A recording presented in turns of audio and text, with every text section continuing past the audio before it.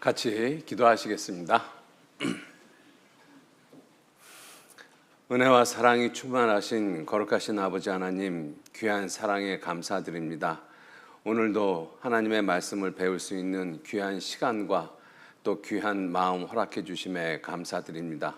말씀 앞에 나오신 모든 분들, 하나님의 말씀 앞에서 구하고 찾고 두드리는 그 귀한 마음 갖고 말씀을 들을 수 있도록 더욱 도와주시고 인도해 주옵소서.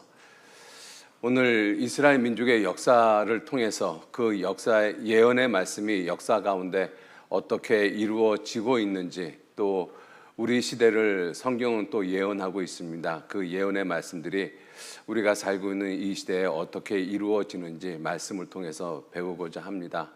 배우는 그 모든 시간 가운데 하나님께서 지혜를 허락해 주셔서 참으로 성경이 사실인 것과 하나님이 살아계심을 깨닫고 믿을 수 있도록 우리 모두 이끌어 주시고 인도해 주옵소서.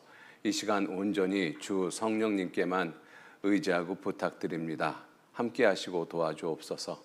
감사드리면서 예수님 이름으로 기도 올렸습니다. 아멘. 예, 우리 구약 성경 아모스서 찾겠습니다. 구약 성경 아모스 4장 12절 말씀.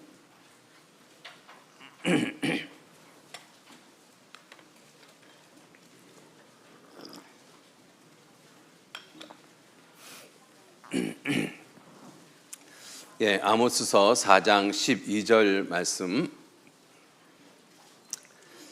한 절 말씀만 같이 읽도록 하겠습니다.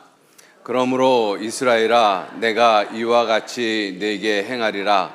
내가 이것을 네게 행하리니 이스라엘아, 내 하나님 만나기를 예비하라. 예, 오늘 말씀의 주제는 준비, 예비하라는 말씀입니다. 우리 첫날 말씀의 주제는 영생이라고 말씀을 드렸고요. 어제 주제는 선택이라고 말씀을 드렸습니다. 이스라엘 백성들에게 하나님이 올바른 선택을 하라고 했는데, 우리는 이스라엘 민족의 역사를 살펴보면서 이스라엘은 결코 옳은 선택을 하지 못한 그러한 모습을 봅니다. 그리고 결국은 멸망을 당했습니다. 그렇게 1900년 동안 뿔뿔이 흩어져서 죽임을 당하던 이스라엘 백성들이 1948년 5월 14일 날 독립을 했습니다. 그러한 내용들이 성경에 기록되어져 있습니다. 그래서 오늘은 이스라엘 민족의 역사에 대해서, 그 이스라엘 민족에 대해서 예언을 하시고 그 예언의 말씀이 어떻게 지금 이루어져 가고 있는지, 그것을 성경을 통해서 공부하면서 성경이 배우면 배울수록 하나님의 말씀이구나, 하나님이 정말 살아 계시는구나 하는 것들을 마음 가운데서 분명히 깨닫는 그러한 시간들이 되셨으면 좋겠습니다.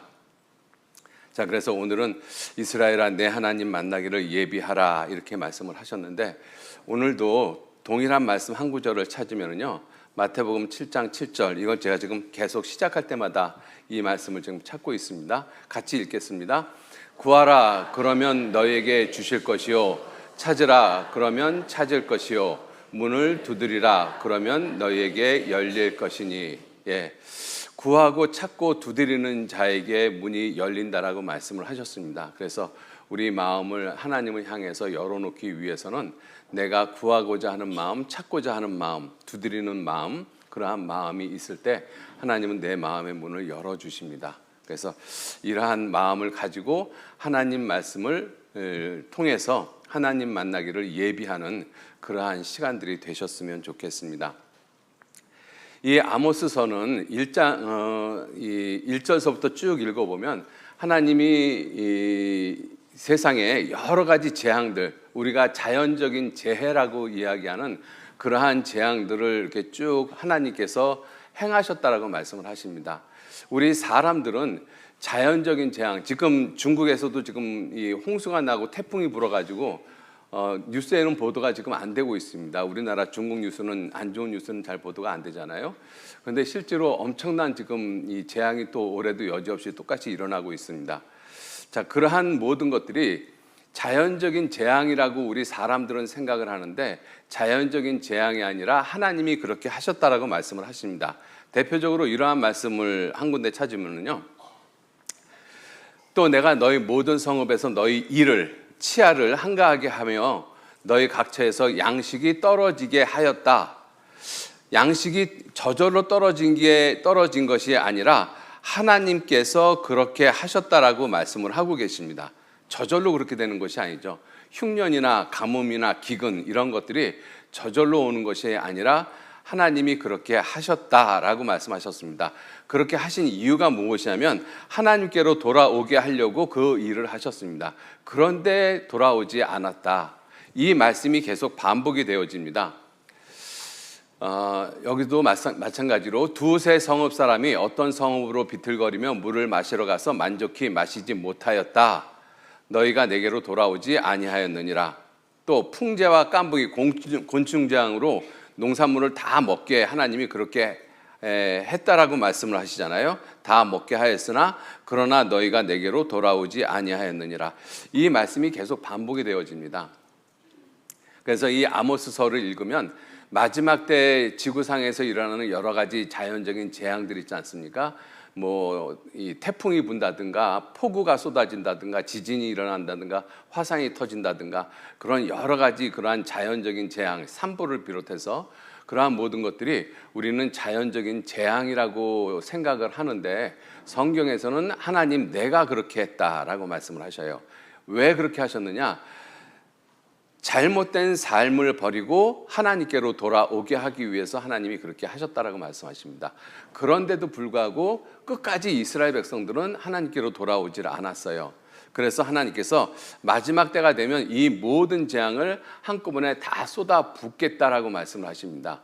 그러한 때가 실제로 주어집니다. 좀 이따가 자세히 설명을 드리겠습니다만은 인류 역사 가운데 7년 환란이라는 기간이 주어집니다. 그 7년 환란 기간 동안은 지구상에 전무후무한 재앙이 내리는 그러한 시간입니다. 자, 그러한 모든 것을 하나님께서 행하겠다. 그렇기 때문에 그러한 재앙이 이루어지기 전에, 재앙을 만나기 전에 내 하나님 만나기를 예비하라. 이렇게 말씀을 하고 계십니다. 자, 이러한 말씀을 통해서 하나님 만나기를 예비하라는 이러한 말씀을 통해서 한 가지만 먼저 좀 생각을 하고 좀 넘어가 보시죠. 우리가 지금 이 연일 뉴스에서 계속 듣고 있는 것이 이스라엘하고 이란하고 전쟁이지 않습니까? 오늘 보니까 트럼프가 G7 정상회담을 하다가 도중에 이 생략하고 미국으로 다시 돌아가서 이 NCS 국가안전보장 회의를 함으로써 이란을 과연 어떻게 할 것이냐. 그것을 논의를 했다라고 하면서 나오는 뉴스 중에 하나가 이스라엘이 미국에게 계속 요구하는 무기 중에 하나가 뭐냐면 벙커버스터입니다. 이 벙커버스터가 뭐냐면 지하에 있는 시설들을 갖다가 폭파시키는 그러한 폭탄이거든요.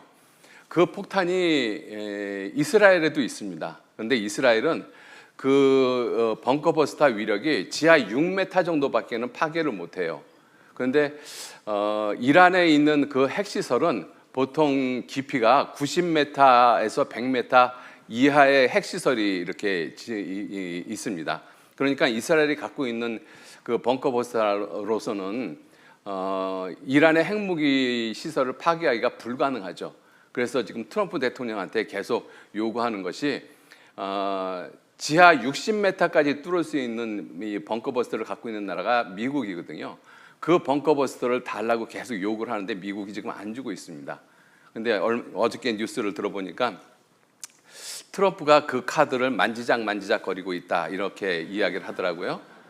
고민을 하고 있다라는 이야기죠. 그래서 이스라엘에게 그 무기를 줄지 아니면 미국이 직접 이란 이 핵시설을 타격을 할 것인지 그거는 모르겠습니다. 근데 아마 조만간 어떤 일이 좀 벌어질 것 같다라는 생각이 듭니다. 자, 그러한 모습을 보면서 왜 이스라엘하고 이란하고 그렇게 철천지 원수지간이 되어졌을까? 실제로 우리가 성경을 통해서 이란하고 이스라엘하고 관계를 보면은요, 굉장히 좋은 관계입니다. 이스라엘 백성들이 하나님의 말씀을 불순종해서 BC 586년에 바벨론 제국에 의해서 남쪽 유다가 멸망을 했어요. 솔로몬이 지은 성전 다 불타고 이스라엘 백성들 가운데서 귀족들, 유명한 사람들이 바벨론으로 다 포로 잡혀갔습니다. 근데 하나님이 미리 예언을 하셨어요. 그 포로 생활이 70년이 차면 그 70년이 마치고 다시 이스라엘 본토로 귀환할 것이다. 그 예언을 하셨거든요. 그 예언을 이루는 사람이 누구였는가 하면 바사왕 고레스라고 되어져 있습니다. 그래서 성경에 보면 이 역대하 36장 28절 말씀해 보시면 역대하 36장 22절, 23절 말씀해 보시면 바사왕 이렇게 되어 있지 않습니까? 바사왕. 그죠? 바사왕. 바사가 성경에서는 페르시아라고 이야기를 합니다. 페르시아. 페르시아를 한자로 쓰면 파사가 되거든요. 그래서 우리나라 성경에 바사라고 이렇게 불렀던 것이죠. 이 바사가 1936년 이란으로 이름을 개명을 합니다. 그래서 이란이라고 지금 우리가 부르고 있는 것이죠. 그 바사 왕이 누구냐면 고레스라는 사람입니다. 영어로는 이제 사이러스라고 이야기를 하는데 굉장히 유명한 왕입니다. 이 바사왕 고레스 원년에 하나님께서 이렇게 예언을 한 것을 지금 말씀을 하고 있는데, 바사왕 고레스 원년에 여호와께서 예레미야 입으로 하신 말씀을 응하게 하시려고 바사왕 고레스의 마음을 감동시키심에 저가 온 나라에 공포도 하고 조소도 내려 가로되 바사왕 고레스는 말하노니 하늘의 신 여호와께서 세상 만국으로 내게 주셨고 나를 명하사 유다 예루살렘 전을 건축하라 하셨나니 너희 중에 무릇 그 백성 이스라엘 백성 된 자는 다 올라갈지어다. 다 이 본토로 귀환하라고 말씀하고 있는 거죠. 너희 하나님 여호와께서 함께 하시길 원하노라. 이것이 이스라엘 민족의 역사책에 기록되어져 있습니다. 성경에 이스라엘 민족의 역사를 기록한 것을 역대상하라고 이야기를 하거든요. 역대기. 이 왕들의 이 기록을 갖다가 우리나라 조선 왕조 실록처럼 그렇게 기록한 것이 역대기 상하 또는 열왕기 상하 이렇게 네 권의 책이 있습니다. 그 마지막에 이렇게 그 고레스 왕에 대해서 말씀을 하고 있어요. 그런데 이 고레스 왕이 세상에 태어나기 전에 이사야라는 선지자가, 이사야 선지자는 BC 700년경에 활동하던 선지자입니다. 고레스 왕은 언제 역사 가운데 나타나는가 하면 BC 560년경의 역사 가운데 나타나요. 그러니까 이 이사야 선지자하고 고레스 왕하고 연대 차이는 약 140년, 150년 정도 차이가 있습니다. 그런데 그 이사야 선지자가 BC 700년경에 활동했던 이사야 선지자가 이사야서에서 이렇게 말씀을 합니다. 여기 보시면 고레스에 대하여는, 이거 이사야 선지자가 하나님의 말씀을 받고 예언하는 내용입니다. BC 700년경에 고레스에 대하여는 이르기를 그는 나의 목자라 나의 모든 기쁨을 성취하리라 하며 예루살렘에 대하여는 이르기를 중건되리라. 이 예루살렘 성이 무너졌지 않습니까? 그리고 성전에 대하여는 이르기를 내가 내 기초가 세움을 되리라 하는 자니라. 나 여호와는 나의 기름 받은 고레스의 오른손을 잡고 열국으로 그 앞에 항복하게 하며 열왕의 허리를 풀며 성문을 그 앞에서 닫지 못하게 하리라. 내가 하나님이 고레스에게 이르시기를 내가 내 앞서 가서 험한 것을 평탄케 하며 논문을 쳐서 부수며 쇠빗장을 꺾고 내게 흑암 중에 보화와 은밀한 곳에 숨은 재물을 주어서 너를 지명하여 부른 자가 나 여호와 이스라엘의 하나님인 줄 알게 하리라. 이 말뜻이 무슨 뜻이냐면 하나님께서 고레스가 가는 곳곳마다 승리를 하게 하고 많은 약탈물을 얻게 해서 내가 하나님인 것을 알게 하겠다라고 하나님이 말씀하신 거예요. 이방 이 바사왕 이란의 왕인데 내가 나의 종 야곱 나의 택한 이스라엘을 위하여 너를 지명하여 불렀나니 너는 나를 알지 못하였을지라도. 고레스는 하나님을 알지 못하죠. 그런데 나는 내게 칭호를 주었다. 바사왕이라는 칭호를 주었다라는 것입니다. 나는 여호와라 나 외에 다른 이가 없다. 그래서 이 고레스 왕은 이러한 칭호를, 이러한 예언에 대한 말씀을 이스라엘 사람들로부터 들어서 결국은 놀랍게도 하나님이 예언하신 역사의 70년 포로가 맞춰지면서 고레스 왕이 놀랍게 이스라엘 백성들을 그 본토로 귀환을 합니다. 그 이스라엘 백성들이 하나님 앞에 불순종해서 망했던 그러한 이스라엘 민족을 다시 회복을 시키고 예루살렘 성을 세우고 솔로몬 성전을 세울 수 있도록 모든 기초를 만들어준 사람이 바사 왕, 지금 이란이라고 하는 이란 왕 고레스라는 사람이었습니다.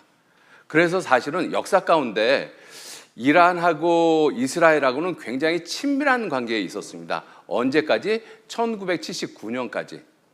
여러분들 1979년은 이란에서 이슬람 혁명이 일어나던 시절입니다. 그래서 이 호메이니가 팔레비 왕조를 몰아내고, 팔레비 왕조는 원래 친미 성향이 아주 강했거든요. 근데 그 팔레비 왕조를 몰아내고 이슬람 혁명을 이뤘어요. 그 이슬람 혁명을 이루면서 이 호메이니가 외쳤던 것이 무엇이냐면, 이 제국주의의 말살, 그리고 제국주의의 앞잡이가 된 이스라엘을 지도상에서 없애버리겠다. 그 기치를 가지고 있었던 사람이 이 아야톨라 호메이니, 1979년에 이슬람 혁명을 이룬 사람입니다. 그러니까 1979년 이전까지는 굉장히 이스라엘하고 친한 관계를 맺었던 사람들이 이스라엘하고 친한 관계를 맺었던 그 나라가 이란이거든요. 근데 이란이라는 나라는 다른 나라하고 좀 달라요. 우리가 지도를 잠깐 보시면, 이게 지금 세계 지도지 않습니까? 세계 지도를 잠깐 보시면, 여기가 이제 지금 이 화약고라고 하는 이 중동 지역이고요. 이쪽이, 여기가 지금 이스라엘입니다. 여기가 지금 이란이고, 이것을 조금 확대를 해보면요. 조금 더 확대를 해보겠습니다. 예, 조금 더 확대를 하면 이러한 모습이죠. 예, 여기서 보시면, 이거. 자, 여기 보시면 여기에 이란이 여기에 이렇게 있고 이스라엘은 이렇게 있습니다. 지금 여기서 지금 이스라엘이 지금 이란을 폭격을 하고 있는 것이 않습니까? 그 이스파한하고 여기 나탄즈 이쪽 지역을 지금 계속 핵시설을 지금 폭격을 하고 있는데, 여기에 보면 이쪽 이렇게 이 지방들, 이 북아프리카 지역들 있지 않습니까? 이러한 지역들, 그다음에 이 터키를 중심으로 해서 이라크 해가지고 이런 시리아, 그 밑에 시리아 밑에가 이제 예멘이지 않습니까? 이쪽이 전부 다 아브라함의 가족들의 자손들이에요. 아브라함의. 그래서 성경에 보시면 아브라함이 100세에 이삭을 낳기 전에 이 첩을 통해서, 하갈이란 그 종을 통해서 이스마엘 자손을 낳습니다. 그래서 이 창세기 16장 11절에 보시면, 여호와의 사자가 또 그에게 이르되 내가 잉태하였은즉 아들을 낳으리니 그 이름을 이스마엘이라 하라. 이는 여호와께서 내 고통을 들으셨음이니라. 자, 이스마엘을 낳는다라고 말씀을 하시고 12절 말씀에 이렇게 예언적으로 말씀하십니다. 그가 이스마엘이 사람 중에 들 나귀같이 되리니 그 손이 모든 사람을 치겠고, 이스마엘 자손이 모든 사람을 치겠고 또 모든 사람의 손이 그를 칠 것이다. 그리고 그가 모든 형제의 동방에서 살리라. 그래서 이스마엘 자손들이 살고 있는 것이 이 북아프리카 지역, 이 북아프리카 지역하고, 놀랍게도 이스라엘 백성을 중심으로 해서 동방에 포진하고 있는 사람들이 거의 대부분 이스마엘 자손들입니다. 그리고 이 아브라함의 본처에서 난 이 자식이 적자라고 이야기를 하죠. 이삭과 야곱의 자손들이 지금 이스라엘 민족이고, 그리고 야곱에게 쌍둥이 형이 있었는데 쌍둥이 형 이름이 에서거든요. 에서 자손이 지금 현재 요르단 남부 쪽에 있는 그 민족들입니다. 그리고 이 아브라함의 조카 롯이 낳은 자식들이 있습니다. 그 자식들, 죄송합니다. 이 표현이 이상한데 그 후손들을 모압 족속, 암몬 족속이라고 하거든요. 그래서 그 사람들이 요르단 북부하고 이 중부 지역에 흩어져 있는 사람들입니다.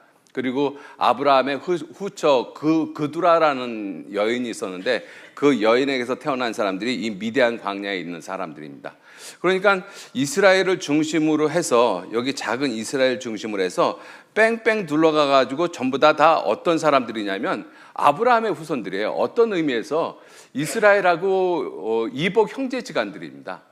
그러니까 중동 문제를 풀기가 어렵다라고 이야기하는 것 중에 하나가 무엇이냐면 중동 문제는 역사를 거슬러 올라가면 결국은 집안 싸움인 거예요. 아브라함 집안 싸움들인 것입니다. 그죠? 후처하고 본처의 자식들하고 싸움이고, 그리고 거기에 종교가 또 겹쳐져 있어요. 이스라엘은 유일신 하나님을 믿고, 그리고 나머지 이 주변에 있는 이 모든 민족들은 이슬람 문화권입니다. 그런데 이 이란만큼은 달라요. 이란은 그 아브라함과 전혀 관련이 없습니다. 민족적으로. 이란은 아리안 계통 사람들이거든요. 그래서 이 중앙아시아에 살던 사람들이 그 이란 평야로 넘어온 이 계통의 사람, 그래서 아리안족입니다. 그러니까 민족적으로는 이스라엘하고 전혀 상관이 없어요. 아브라함하고 전혀 상관이 없습니다. 그런데 이 이란이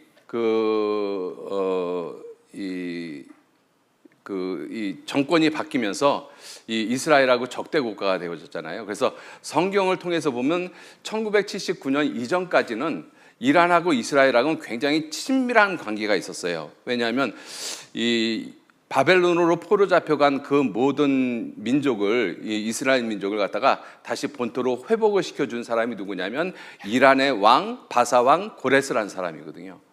그래서 여러분들 기억하실지 모르겠습니다만은 2017년에, 최근이잖아요. 2017년이면 그때 트럼프 집권 1기 때입니다.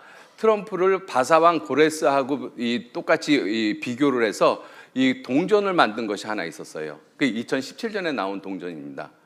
그걸 왜 만들었는가 하면 바사왕 고레스가 이스라엘을 그 본토로 귀환을 시켰지 않습니까? 그와 같은 역할을 한 사람이 트럼프라고 생각해서 그 기념 주화를 발행을 한 거예요. 왜 그랬는가 하면 예루살렘을 이스라엘 수도로 인정한 유일한 대통령이 트럼프이기 때문에 그렇습니다. 그래서 이스라엘의 입장에서는 너무나 고마운 거예요. 그 고마움의 정도가 이란 바벨론으로 포로 잡혀갔던 이스라엘 백성들을 회복시켜 준 고레스 왕하고 비견할 만하다고 해서 고레스 왕하고 트럼프를 갖다가 오버랩 시켜가지고 이 기념주화를 만들어냈습니다. 자, 그래서 이란하고 이 이스라엘하고는 굉장히 친밀한 관계거든요. 그래서 성경에서도 그렇게 예언을 하고 있잖아요. 이사야 44장 45장에 그렇게 예언을 하고 있습니다. 너는 나를 알지 못할지라도 내가 내게 친구를 주었다. 그래서 이 고레스 왕은 이란 고레스 왕은 이스라엘에게 굉장히 친근한 그러한 모습이고, 그 후에 이란과 이스라엘과의 관계에서도 굉장히 친밀한 관계를 가지고 있었어요. 그런데 1979년 호메이니가 이슬람 혁명을 일으키면서 그때부터 반미 반 이스라엘 국가로 바뀌어졌습니다.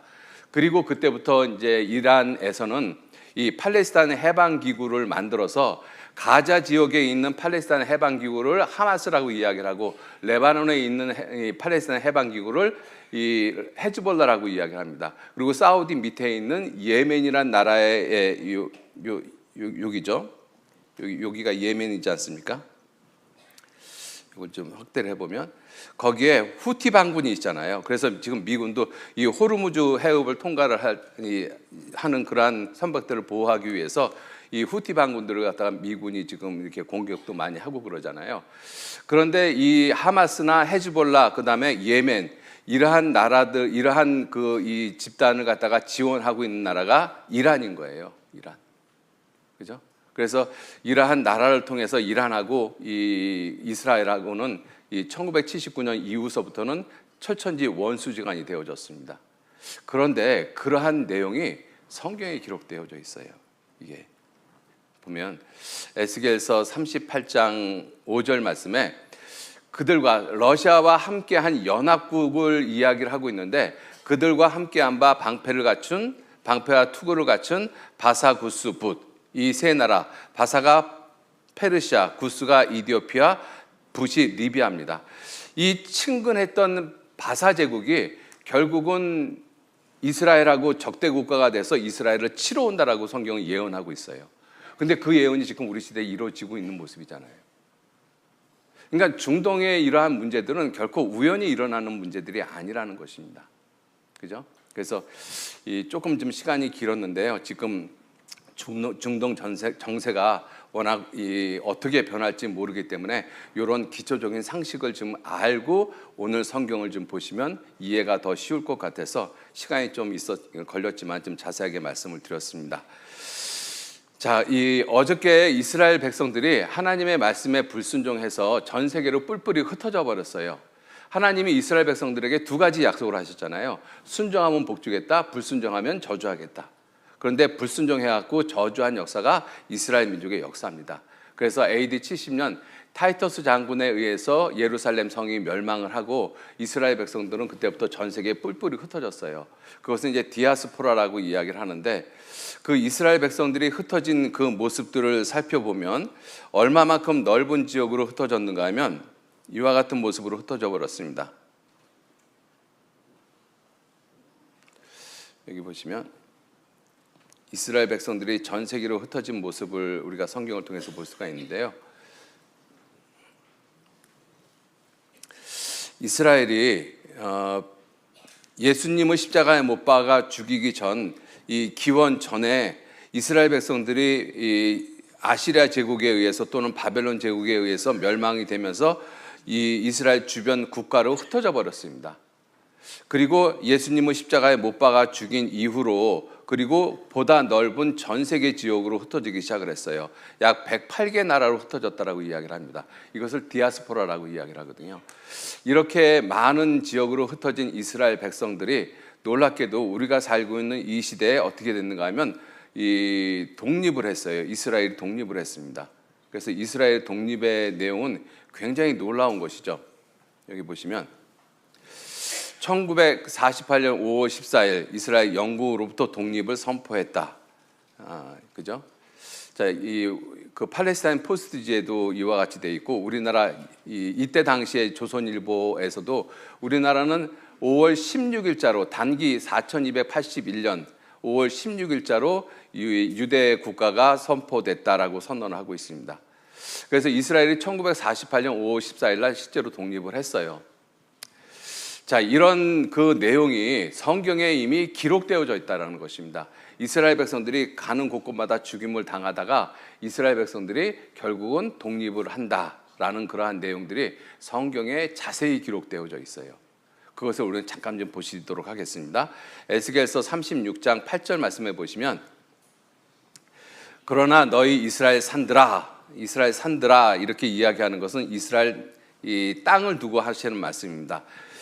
에스겔 36장은 이스라엘 땅의 회복이고 왜냐하면 이스라엘 백성이 떠난 이후로 그 땅은 황무지가 되어졌습니다. 그래서 이스라엘 땅의 회복을 예언하고 있고 에스겔 37장은 이스라엘 민족의 회복 전 세계로 뿔뿔이 흩어졌던 이스라엘 민족이 다시 그 나라로 돌아오는 민족의 회복 그리고 에스겔 38장 39장은 강국이 된 이스라엘하고 구소련 러시아하고 마지막 전쟁이 일어나는 모습을 기록을 하고 있는 것입니다. 그래서 에스겔 36, 37, 38, 39장은 아주 중요한 장이죠. 자, 36장 이스라엘 땅을 회복을 하시면서 이스라엘 산들에 대해서 그 의인화시켜서 말씀을 하고 있습니다. 너희는 이게 사람이 아니라 이스라엘 산들을 가리키고 있는 것이죠. 너희는 가지를 내고 왜? 이스라엘이 떠난 이후로 1900년 동안 황무지가 됐으니까 이제 이스라엘 백성들이 돌아올 때는 너희 그 땅이 가지를 내고 내 백성 이스라엘을 위해서 과실을 맺으리니 그들의 올 때가 가까이 이르렀습니다. 이 예언이 놀라운 이유가 무엇이냐면 이스라엘 백성들이 전 세계에 뿔뿔이 흩어져서 가는 곳곳마다 죽임을 당하다가 결국은 회복이 될 것을 갖다가 예언을 하고 있습니다. 이 에스겔 선지자는 지금 이 시대에 에스겔 선지자가 BC 597년에 바벨론 포로로 잡혀갔거든요. 그 시대에 기록을 한 예언의 말씀이 에스겔 선지자입니다. 에스겔서인 것이죠. 그 에스겔서에서는 이스라엘 백성들이 환난을 당하다가 1948년 5월 14일 날 독립이 되는 모습을 갖다가 이 성경에서 미리 예언적으로 말씀을 하고 있는 내용이에요. 그래서 먼저 땅의 회복, 민족의 회복을 말씀을 하고 있는 것이죠. 그래서 이스라엘 백성들이 전 세계에 뿔뿔이 흩어진 것을 기정사실화하고 그들이 때가 되면 그들이 다시 돌아올 때가 가까이 이르렀다라고 예언을 하고 있는 내용인 것입니다. 하나님께서 돌이켜서 너희와 이스라엘 땅과 함께하리니 사람이 돌아온 이스라엘 백성들이 너희를 이스라엘 땅을 갈고 심을 것이며 내가 또 사람을 하나님이 또 이스라엘 사람을 너희 위에 이스라엘 땅 위에 많게 하리니 이들은 이스라엘 온 족속이라 그들로 성읍들에 거하게 하며 빈 땅에 건축하게 하리라. 내가 하나님이 너희 위에 이스라엘 땅 위에 사람과 이스라엘 사람이죠 돌아온 짐승으로 많게 하되 생육이 중다하고 번성하게 할 것이라. 너희 전 지위대로 사람이 거하게 하여 너희를 처음보다 낮게 대접하리니 너희가 나를 여호와인 줄 알리라. 그래서 이와 같은 놀라운 모습으로 이스라엘은 회복이 되어졌습니다. 그래서 에스겔서 36장 33절 4절 보시면 전에는 이스라엘 백성들이 회복되기 전에는 지나가는 자의 황무하게 보이던 그 황무한 땅이 이스라엘 땅을 가리키는 것이죠. 그 땅이 장차 기경, 밭을 가는 땅이 될 것이라. 사람이 이르기를, 여기서 사람은 이방 사람들을 가리킵니다. 이르기를 이 땅이 황무하더니 이제는 이스라엘 백성들이 돌아온 이후에는 에덴 동산 같이 되었고 황량하고 적막하고 무너진 성읍들의 성벽과 거민이 있다 하리니 너희 사면에 남은 이방 사람이 나 여호와가 무너진 것을 건축하며 황무한 자리에 심은 줄 알리라. 나 여호와가 말하였습니다. 언제? 2600년 전에. 이루기는 지금 이루고 계시는 거예요. 그래서 이스라엘 민족이 회복되어지는 그 모습을 보면서 많은 사람들은 이렇게 이야기를 합니다. 황무지를 일궈서 적과 꿀이 흐르는 땅으로 1900년 동안 이스라엘 백성들이 떠난 AD 70년서부터 1948년 5월 14일까지 이스라엘 땅은 황무지였습니다. 그죠? 그런데 그 황무지를 일궈서 하나님이 약속하신 적과 꿀이 흐르는 땅으로 바꾸었다라는 것입니다. 지금 그래서 이스라엘은 정말 에덴 동산처럼 그 이 사막 한가운데 적과 꿀이 흐르는 땅으로 정말로 바뀌었어요. 이스라엘 가보신 분들도 많이 있을 거라고 생각을 합니다. 그리고 하시는 말씀이 신문 기자가 이스라엘이 지닌 신앙의 위력, 열방에 흩어진 이스라엘을 모아 데리고 고토로 들어가 승리케 하니는 여호와시다. 참 놀라운 표현을 하고 있죠. 그죠? 열방 108개 나라로 흩어졌잖아요. 그 흩어진 이스라엘을 모아 데리고 그 고토로 이스라엘 백성들이 살고 있는 쫓겨났던 그 고토로 들어가게 하니는 여호와시라. 여러분들 이 고토로 들어간다는 의미가 왜 중요하냐면 이스라엘이 독립할 당시에 이스라엘이 독립하는 그러한 조짐들을 영국도 알고 있었고 일본도 알고 있었습니다. 그때 2차 세계대전 그 당시였지 않습니까? 그래서 영국에서는 이스라엘 민족에게 이 아프리카 우간다를 나라로 줄 테니까 굳이 중동으로 들어가지 말고 우간다를 가지고 거기서 너희들 독립을 해라 그랬어요. 그런데 이스라엘이 한마디로 노했습니다. 그리고 일본도 제안했어요. 일본도 상해나 만주를 줄 테니까 거기에다가 너희 나라를 독립해라. 이스라엘이 싫다고 했습니다. 그리고 굳이 그들이 쫓겨났던 그 이스라엘 땅으로 들어갔어요. 그래서 지금 이 문제가 계속 벌어지고 있는 거예요. 그래서 1948년 5월 14일 날 독립을 했잖아요. 1948년 5월 15일 날 1차 중동전쟁이 벌어졌습니다. 독립한 그 다음 날 이스라엘이 이겼어요. 그리고 1957년 2차 중동전쟁이 벌어졌는데 이스라엘이 이겼습니다. 3차 중동전쟁이 가장 유명한 전쟁이에요. 그 전쟁을 6일 전쟁이라고 합니다. 6일 만에 전쟁이 끝났어요. 그 이스라엘의 그 지도자 애꾸는 모세 다이언이 이 전쟁이 시작되기 전에 하나님께 대국민 방송 기도를 했습니다.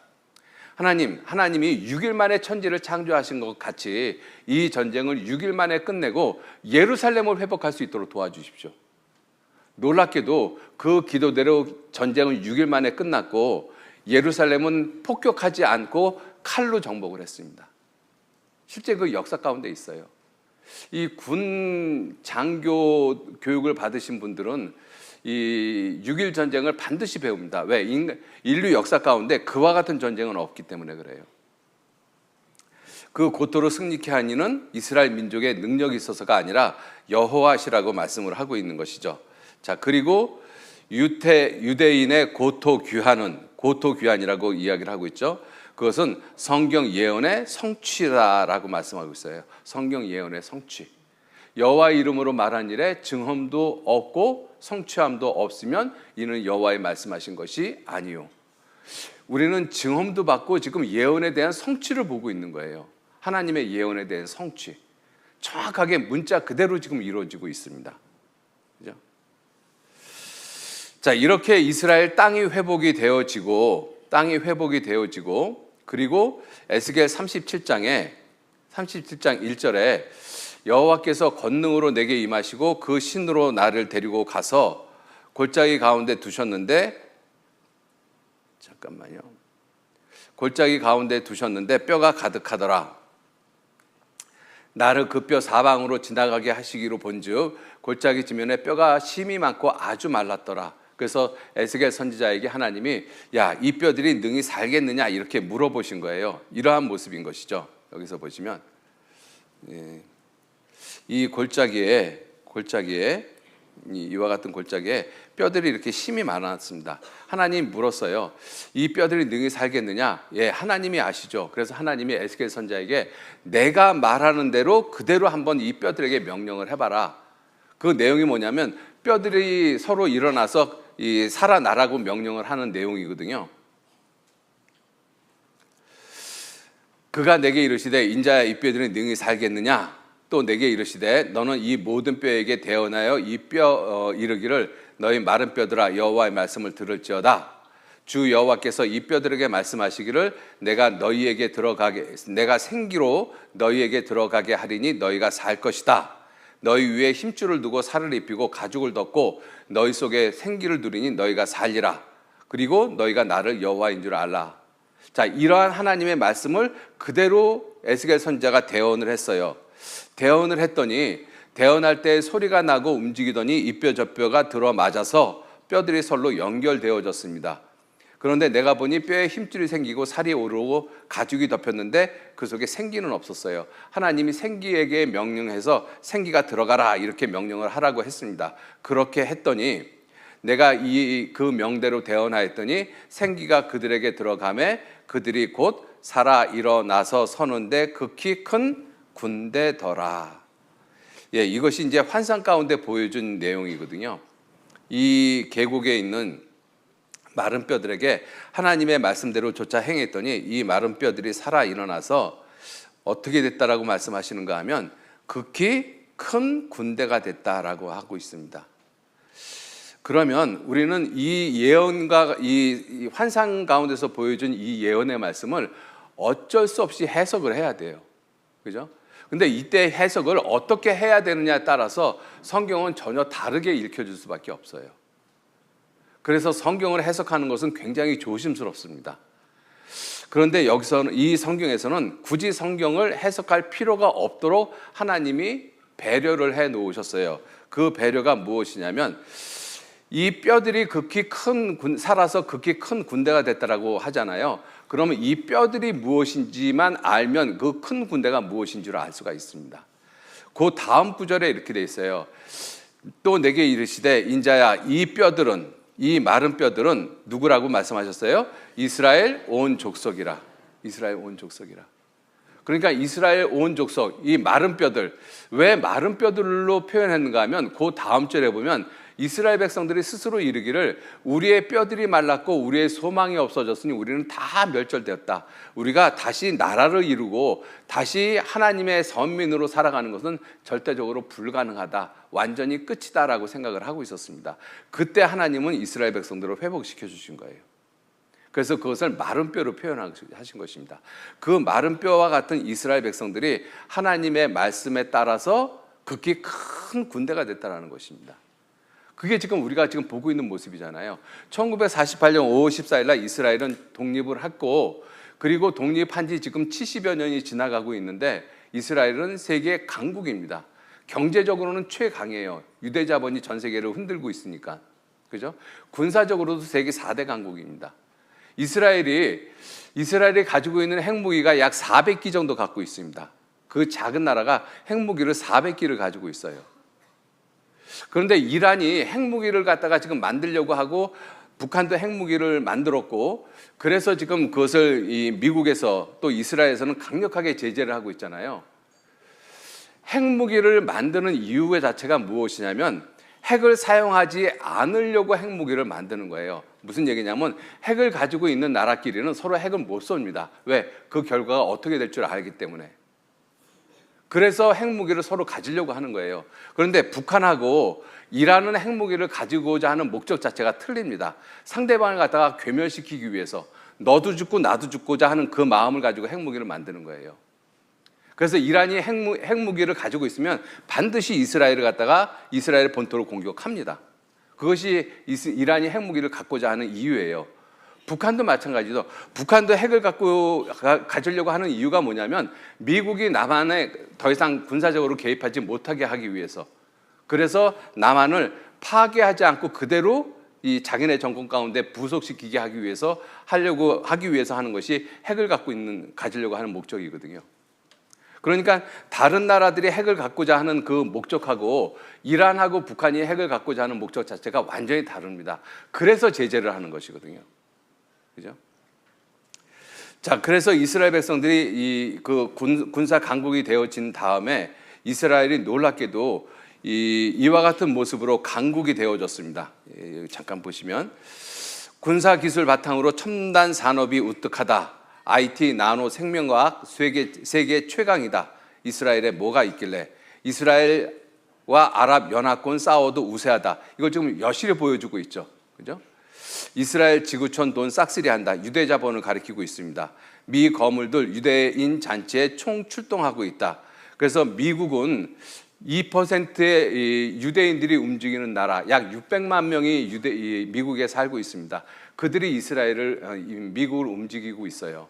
그래서 에이펙이라는 그러한 유대 라비 단체에서 미국의 상하 의원들, 모든 정치인들이 에이펙 행사에 반드시 참석을 해서 이스라엘의 안전을 보장을 해주고 있습니다. 미국 정치인들이 에이펙 행사에 가서 하는 이야기가 뭐냐면 미국의 최대 관심사는 이스라엘 민족의 안전이라고 이야기를 하고 있습니다. 이게 참 놀라운 것이죠. 미국 정치인들이 이야기를 하면 미국의 최대 관심사는 미국 시민의 안전이다라고 이야기를 해야 되는데 그것이 아니라 이스라엘 민족의 안전이라고 이야기를 하고 있습니다. 그만큼 이스라엘의 그 입김이 세다라는 것을 알고 있죠. 미국 내 유대인의 힘, 총회장에서 대통령 대선 후보에게 충성 서약을 받습니다. 이 이스라엘에 대해서. 그죠? 2%의 유대인이 미국을 줬다 폈다 한다. 자, 이렇게 이스라엘은 강국이 되어졌습니다. 그렇게 강국이 되어진 이스라엘이 가지고 있는 핵무기가 몇 개냐 하면 이스라엘이 가지고 있는 핵무기가 이스라엘 핵무기 400기 보유하고 있습니다. 이스라엘은 핵무기를 개발은 하지는 않는 것 같아요. 근데 이스라엘이 핵무기를 사들이거든요. 그런데 다른 나라에서 아무런 제재를 하지 않습니다. 이스라엘이 핵무기 400기를 가지고 있는데 그 400기 대부분이 어디를 향하고 있느냐? 이스라엘 핵, 소련을 겨냥하고 있고 예상보다 방대하다. 이것이 91년도 신문입니다. 그러니까 러시아의 입장에서는 쭉 이스라엘을 살펴보니까 이스라엘이 400기나 되는 핵무기를 가지고 있는데 그것이 대부분 다 소련 본토를 향하고 있잖아요. 당연히 이스라엘한테 어떤 이의 제기를 안 했겠습니까? 너희들이 핵을 갖고 있는 것은 용납이 되는데 이 핵을 이란도 아니고 다른 아랍 국가도 아닌 왜 소련 본토에다가 그 핵을 갖다가 겨냥을 하고 있느냐? 이스라엘이 그런 대답을 했다라고 합니다. 제가 확인해 보지는 못했어요. 에스겔서 38장 39장 때문이다라고 이야기를 했답니다. 그러면 에스겔서 38장 39장의 내용이 무엇이냐? 에스겔서 38장 1절 말씀부터 보시면 여호와의 말씀이 내게 임하여 가라사대 인자야 너는 마곡 땅에 있는 곧 로스, 이게 영어로는 RUS로 쓰죠. 영어로 러시아로 러스라고 이야기를 합니다. 이 로스, 지금 정확하게 구소련을 갖고 있죠. 메색, 모스크바를 가리키고 있습니다. 그리고 두발리스탄이라는 그 넓은 평야지대를 가리키고 있죠. 두발 왕에게로 얼굴을 향하고 글을 쳐서 예언하여 이르기를 주 여호와의 말씀에 로스, 메색, 두발 왕 고가, 내가 너를 대적하여 너를 돌이켜 갈고리로 내 아가리를 꿰고 너와 말과 기병 곧 온 군대를 끌어내되 완전한 갑옷을 입고 큰 방패와 작은 방패를 가지며 칼을 잡은 큰 무리와 그들과 함께 한 방패와 투구를 갖춘 바사 구스 붓. 이 페르시아가 아까도 말씀을 드렸잖아요. 페르시아, 그다음에 이디오피아, 리비아, 이 나라들과 연합을 해서 이스라엘을 치러 온다는 내용이 에스겔서 38장 내용인 거예요. 그죠? 지금 여러분들이 지금 읽고 있는 것이, 그리고 고멜과 그 모든 때와 극한 북방의 도갈마, 터키 족속입니다. 그 모든 때 곧 많은 백성의 무리를 너와 함께 이끌어 내리라. 그래서 너는, 이 곡을 가리키고 있는 거죠. 구소련, 러시아를 가리키고 있습니다. 스스로 예비하되 너와 내게 모인 무리들이 다 스스로 예비하고 너는 그들의 대장이 될지라. 그래서 이 러시아가 이스라엘을 치러 옵니다. 치러 오는데 혼자 오는 것이 아니라 연합국을 이루어요. 연합국을 이루는데 그 대표가 바사 구스 붓, 그 대표 중에 대표가 바사, 페르시아, 이란입니다. 그러니 지금 일어나고 있는 이 전쟁이 결코 우연이 아니라는 것을 우리가 알 수가 있어요. 그리고 이 39장에 보면 결국은 이 전쟁이 핵전쟁으로 비화되어집니다. 여러분들 지금 정세를 보면 지금 러시아가 이 우크라이나 전쟁하고 지금 전쟁을 지금 3년째 끌어가고 있지 않습니까? 그런데 지지부진한 모습으로 러시아가 전쟁을 하고 왔어요. 그런데 얼마 전에 이 우크라이나에서 드론으로 러시아 폭격기 3분의 1을 갖다 파괴시켰습니다. 그죠? 이러다 보니까 러시아 입장에서는 푸틴이 그런 얘기도 했잖아요. 만약에 그렇다라면 핵을 사용할 수도 있다라는 이야기를 작년에 했거든요. 그리고 지금 이 이란도 핵이 전혀 없을 거라고는 누구도 보장을 하지 못합니다. 그죠? 만약에 이와 같은 모습이 계속 되어진다면 7년 환란 이전에도 핵을 쓰는 모습의 전쟁을 혹 보지는 않을까, 제 조심스러운, 이건 제 개인적인 생각인 것입니다. 마지막 핵전쟁은 7년 환란 기간 동안에 있거든요. 근데 지금 우리가 살고 있는 이 시대의 핵전쟁은 딱 한 번밖에 없었어요. 1945년 이 나가사키 히로시마에 떨어진 핵포탄을 쓴 거 외에는 핵으로 전쟁을 한 적은 한 번도 없습니다. 그런데 자꾸 지금 이러한 모습으로 지금 국제 정세가 바뀌어지고 있어요. 그것도 성경에서 말씀하고 있는 러시아, 이란, 이 나라들을 중심으로 해서 자꾸 핵 얘기가 거론되고 있지 않습니까? 그래서 지금 이 중국도 그렇고 러시아도 그렇고 이 이스라엘에 있는 그러한 다른 나라의 대사관들이 있잖아요. 다 지금 철수명령 내렸습니다. 지금, 그죠? 뭔가를 지금 알고 있는 거예요. 러시아는 지금 이 대사관에 있는 모든 사람들 지금 철수명령을 내렸고, 미국도 마찬가지고, 그죠? 그러니까 어떤 큰 이 폭격이 아마 있을 거라고 예상이 되어지는데, 그러한 것들이 지금 에스겔서 38장의 움직임하고 전혀 무관하지는 않다. 이것이 만약에 이것이 그 마지막 3차 대전이 된다는 그런 얘기는 아닙니다. 그런데 그 모습에 전조의 모습은 될 수는 있다라고 생각을 해요. 자, 이렇게 이 에스겔서 38장에 러시아가 이스라엘을 치러 오는 내용이 자세하게 기록이 되어져 있습니다.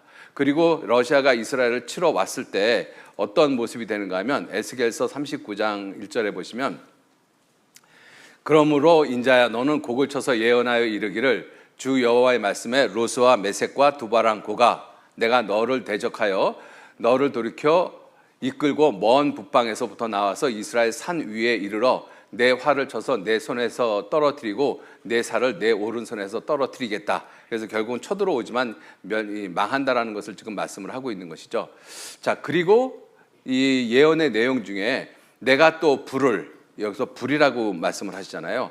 불을 마곡과 및 섬에 평안히 거하는 자에게 내리리니, 섬에 평안히 거하는 자, 이것을 사람들은 조심스럽게 미국이라고 이야기를 하고 있습니다. 왜냐하면 이스라엘은 미국의 완전한 보호를 받고 있어요. 그래서 이스라엘이 만약에 폭격을 당하고 공격을 당하면 미국은 절대로 가만히 있지 않습니다. 그래서 지금 미국이 이란 본토를 공격하겠다라고 지금 직접적으로 이야기도 하고 있는 것이지 않습니까? 그죠?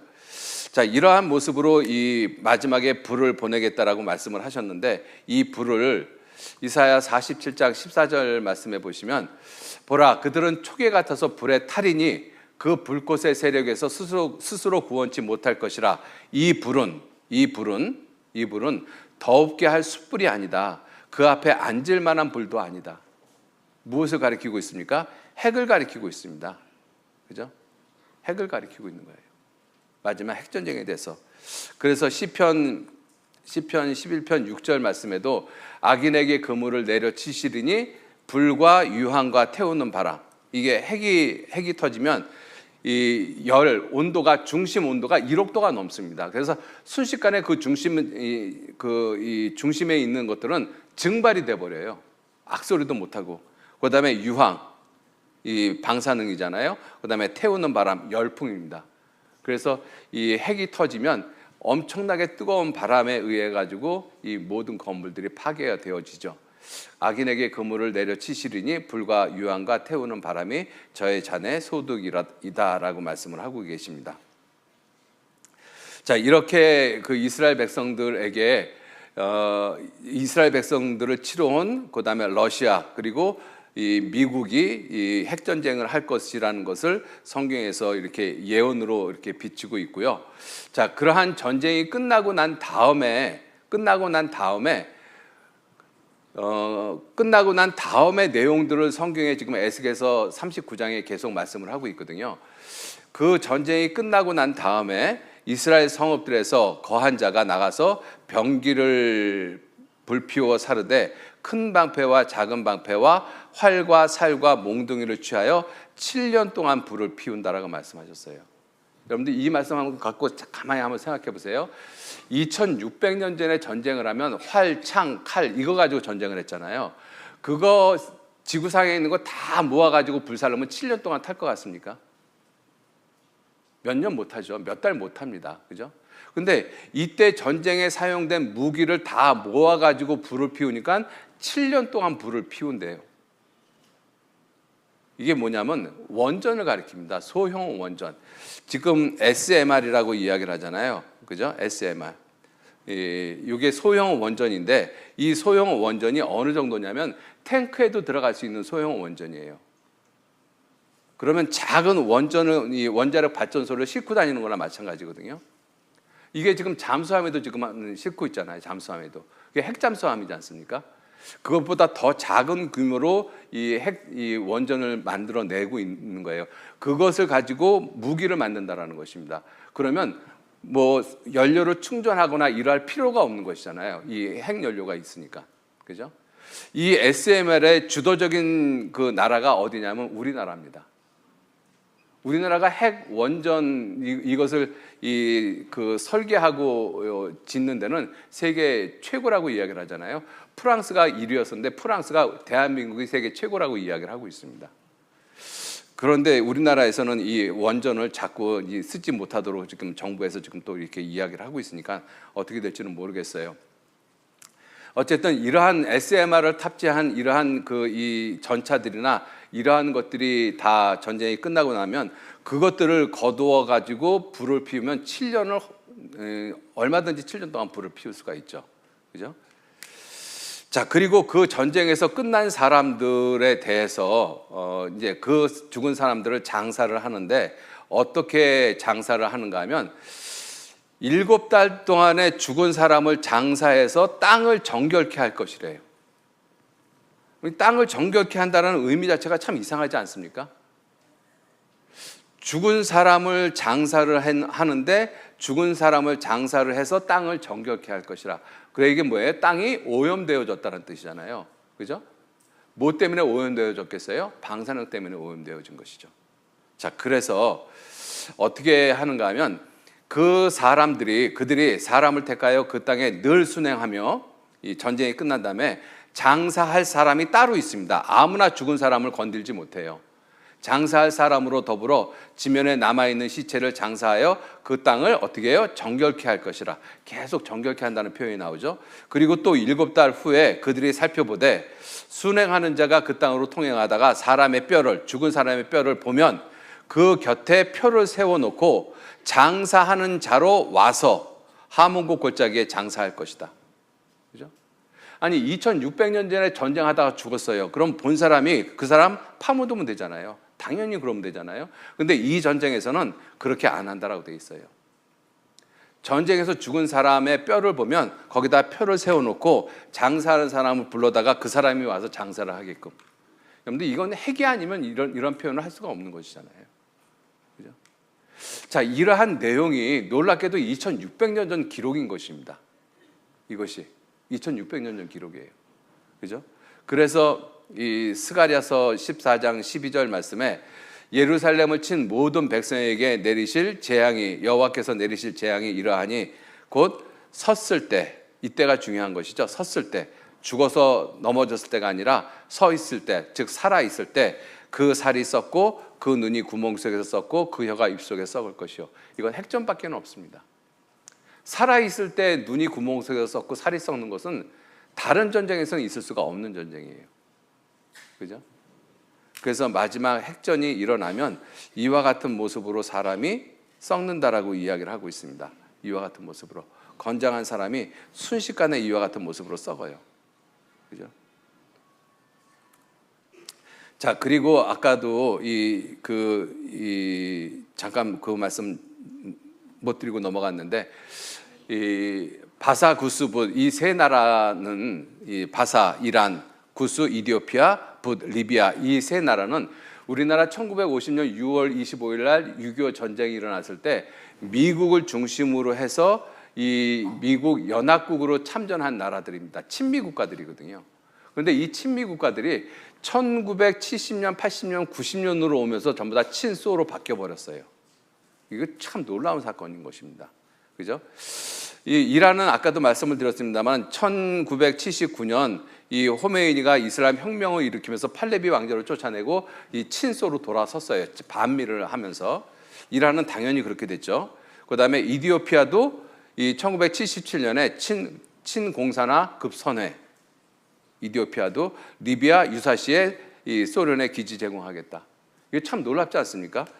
이 성경에 에스겔서 38장 5절 말씀에 바사, 구스, 붓 이 세 나라가 러시아하고 연합국을 이루어서 치러 온다라고 했는데 놀랍게도 우리가 살고 있는 이 시대에 바사, 구스, 붓 이 세 나라가 러시아 친소 국가가 되어졌습니다. 이게 우연이겠습니까? 그죠? 성경은 이와 같은 모습을 통해서 이스라엘 민족에 대한 예언이 어떻게 성취가 되고 있는지를 우리한테 정확하게 보여주고 있는 거예요.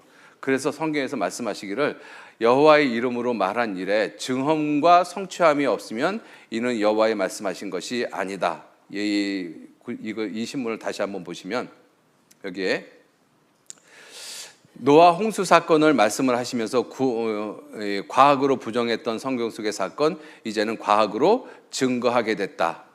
그리고 유대인의 고토 귀환은 성경 예언의 성취다. 이렇게 말씀을 하고 있잖아요. 여호와의 이름으로 말한 일에 증언도 없고 성취함도 없으면 이는 여호와의 말씀하신 것이 아니다. 우리는 짧은 시간 지금 성경을 배우고 있는데 놀랍게도 성경에 증언과 예언에 대한 성취가 있어요. 이걸 하나님 말씀 아니라고 이야기할 만한 근거는 아무 데도 없습니다. 그죠? 성경을 배우면 배울수록 성경은 사실이고 역사적 사실이고 그리고 살아계신 하나님께서 우리에게 주신 하나님의 말씀인 것입니다. 아모스 4장 12절 말씀 같이 또박또박 천천히 크게 읽겠습니다. 그러므로 이스라엘아 내가 이와 같이 내게 행하리라. 내가 이것을 내게 행하리니 이스라엘아 내 하나님 만나기를 예비하라. 예, 그래서 지난 짧은 1시간이었는데 드리고 싶은 말씀은 진짜 너무 많거든요. 지금 우리 지금 현재 지금 중동 정세를 비롯해서 이란하고 이스라엘 관계라든지 또 이란이 왜 그렇게 이 중동 지역에서 왜 그렇게 문제가 되고 있는지 이러한 여러 가지 그 시아파하고 순위파에 대한 그 갈등에 대한 이야기들도 있고 그런데 시간이 부족해서 그것은 다 말씀드리기 어렵고 좀 이렇게 굵직굵직한 것만 좀 말씀을 드렸습니다. 이제 제가 끝나고 전 여기 앉아서 잠깐 좀 생각을 해보니까요, 왜 이렇게 많이 말을 더듬을까 싶은 생각이 들더라고요. 이게 해야 될 이야기는 많고 시간은 없고 막 그러다 보니까 말이 상당히 많이 더듬어졌습니다. 용서하시고요. 자, 이제 좀 이 차분한 마음을 가지고 같이 성경을 좀 공부해봤으면 좋겠습니다. 자, 하나님 만나기를 예비하라 이렇게 말씀을 하셨는데, 하나님 만나기를 예비하려면 우리 쪽에서 또 하나 알아야 될 것이 무엇이냐면, 내가 지금 살고 있는 시대가 도대체 어떠한 시대일까? 정말 하나님 만나기가 임박한 시간일까? 아니면 아직도 멀리 있는 시간일까? 멀리 있다라고 우리가 성경을 통해서 확신하면 굳이 지금 당장 하나님 만나길 예비할 그러한 필요는 없죠. 아직도 시간이 많이 남았으니까. 그런데 만약에 시간이 없다라는 것을 성경을 통해서 안다라면 우리의 마음은 분명히 바뀌어질 것 같습니다. 예수님께서 이렇게 말씀을 하셨어요. 마태복음 16장 1절, 2절, 3절 말씀해 보시면, 바리새인과 사두개인들, 이 바리새인들은 이 팔레스타인이 아니라 바리새파 사람들, 이 유대 종교 대표적인 유대 종교인들입니다. 이 유대 종교인들이 와서 예수를 시험하여 하늘로서 오는 표적을 갖다가 보이기를 청했습니다. 예수님께서 대답하시기를, 너희가 저녁에 하늘이 붉으면 날이 좋겠다 하고 아침에 하늘이 붉고 흐리면 오늘은 날이 굳겠다 하나니, 너희가 천기는 분별할 줄 알면서 시대의 표적은 분별할 수 없느냐, 이렇게 예수님이 꾸짖었어요. 시대의 표적이라고 했었을 때 시대의 표적이라고 표현을 하고 있는데 다 복수로 쓰고 있습니다. 시대들마다 표적이 있다는 것입니다. 시대들마다. 우리가 지금 살고 있는 이 시대는 예수님 오신 이후 시대입니다. 우리는 어쩔 수 없이 2025년이라는 이 연호를 쓰면서 어쩔 수 없이 예수님을 중심으로 해서 이전과 예수님 오시기 전과 예수님 오신 후로 시대를 갖다가 구분하면서 우리들이 살고 있는 거예요. 2025년이라는 것은 예수님이 오신 후 2025년이 지났다는 것입니다. 그러니까 예수님을 기점으로 해서 오시기 전 시대, 오신 후 시대, 벌써 시대들로 구분이 되어지잖아요. 그죠? 그리고 그 시대들이 같이 계속 연결이 되는 것이 아니라 예수님을 중심으로 해서 오시기 전, 오신 후 이렇게 시작과 끝이 있다는 것을 우리가 알 수가 있잖아요. 자, 그래서 이러한 시대들마다 표적이 어떠한 것인지를 성경에서는 말씀을 하고 있습니다. 그리고 말씀하시기를, 천지는 분별할 줄 알면 시대들마다 표적이 있는데 그 표적들을 보면서 지금 너희가 살고 있는 이 시대가 하나님이 계획하시고 작정하신 역사의 어느 시대에 해당하는지 너희들 살펴보라고 말씀하시는 거예요. 자, 우리도 이러한 말씀을 통해서 우리가 살고 있는 이 시대를 한번 좀 생각해 볼 필요성이 있습니다. 시대들마다 표적이 있다라고 말씀을 하셨잖아요. 그래서 우리도 시대 구분을 좀 한번 해보시죠. 굉장히 중요한 의미입니다. 성경은 하나님이 보시는 인류의 역사, 인간을 향하신 하나님의 계획서라고 말씀을 하고 있습니다. 인류의 역사는 영원한 세계에 계신 하나님께서 아담을 창조하시면서 인간의 역사는 시작이 되어졌습니다. 그리고 그것이 무한히 흘러가는 것이 아니라 어떤 시점이 되면 끝이 나게끔 되어져 있어요. 그래서 이 끝이 반드시 있습니다. 그죠? 자, 이 인간의 역사는 가장 크게 예수님을 기점으로 해서 전과 후로 나누어집니다. 그래서 예수님이 오시기 전을 Before Christ, 예수님 오시기 전, 그 다음에 예수님 오신 후를 AD, 아노 도미네, 주후 이렇게 부르고 있습니다. 자, 그런데 이러한 시대가 예수님 오시기 전 시대는 크게 아브라함, 즉 이스라엘 민족을 통해서 크게 둘로 나눠집니다. 아브라함, 이스라엘 민족을 선택하시기 전 그 시대를 양심 시대 또는 방치 시대. 하나님이 아담을 만들어 놓으시면서 인류의 역사를 시작을 했습니다. 그런데 아담이 선악과를 따먹고 이 범죄함으로 말미암아 양심 자체가 더러워지고 타락해졌죠. 그 타락한 모습으로 방치하도록 살게 놔둔 시대가 이 양심 시대라고 말씀을 하고 있습니다. 이 시대의 대표적인 사건이 노아 홍수 사건이죠. 그 시대가 노아 홍수 사건으로 멸망을 했습니다.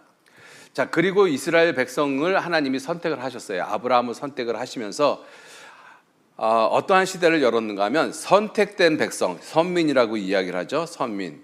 그 다음에 그 선민에다가 하나님이 율법을 주셨습니다. 율법의 대표가 십계명이지 않습니까? 십계명을 주셨어요. 그래서 이 시대를 선택된 민족의 시대, 그래서 선민 시대라고 이야기를 합니다. 자, 그러면 우리가 살고 있는 2025년은 이 예수님 오시기 전 시대는 아닌 것이 분명하잖아요. 자, 그래서 우리가 살고 있는 이 시대가 시대적으로 어느 시대냐면 은혜 시대에 해당하고 있습니다. 은혜 시대, 예수님 오신 이후의 시대니까. 그 2025년이 예수님 오신 이후 시대, 은혜 시대의 초기냐, 중기냐, 아니면 거의 끝부분이냐 하는 것을 아는 것은 굉장히 중요하죠. 우리는 이미 예수님 오신 이후의 시대를 살고 있기 때문에. 그리고 모든 시대가 이 양심 시대는 이스라엘 민족을 선택을 하면서 끝이 났고, 선민 시대, 율법 시대는 예수님이 십자가에 돌아가시고 부활하시고 승천하시면서 그 시대는 끝이 났습니다. 이 은혜 시대도 무한히 계속되어지는 것이 아니라 어떠한 특별한 사건을 통해서 은혜 시대도 끝이 납니다. 그 끝이 나는 그 모습이 예수님 공중 재림이시거든요. 예수님께서 승천하시면서 내가 갔다가 세상에 다시 오시겠다라고 약속을 하셨어요. 그래서 예수님이 다시 오시는 때가 은혜 시대의 종말입니다. 은혜 시대 종말이에요. 자, 그러면 우리가 살고 있는 시대는 틀림없이 이 은혜 시대의 끝인데, 은혜 시대의 끝이라는 것을 무엇을 보고 알 수가 있겠느냐 하는 것입니다. 은혜 시대의 끝. 2025년, 이 2025년이 예수님 공중 재림하시기 바로 직전이라는 것을 우리는 어떻게 알 수가 있겠느냐? 그것이 가장 큰 우리의 관심사가 될 수밖에 없잖아요. 왜냐하면 예수님께서 이렇게 말씀하셨기 때문에 그렇습니다.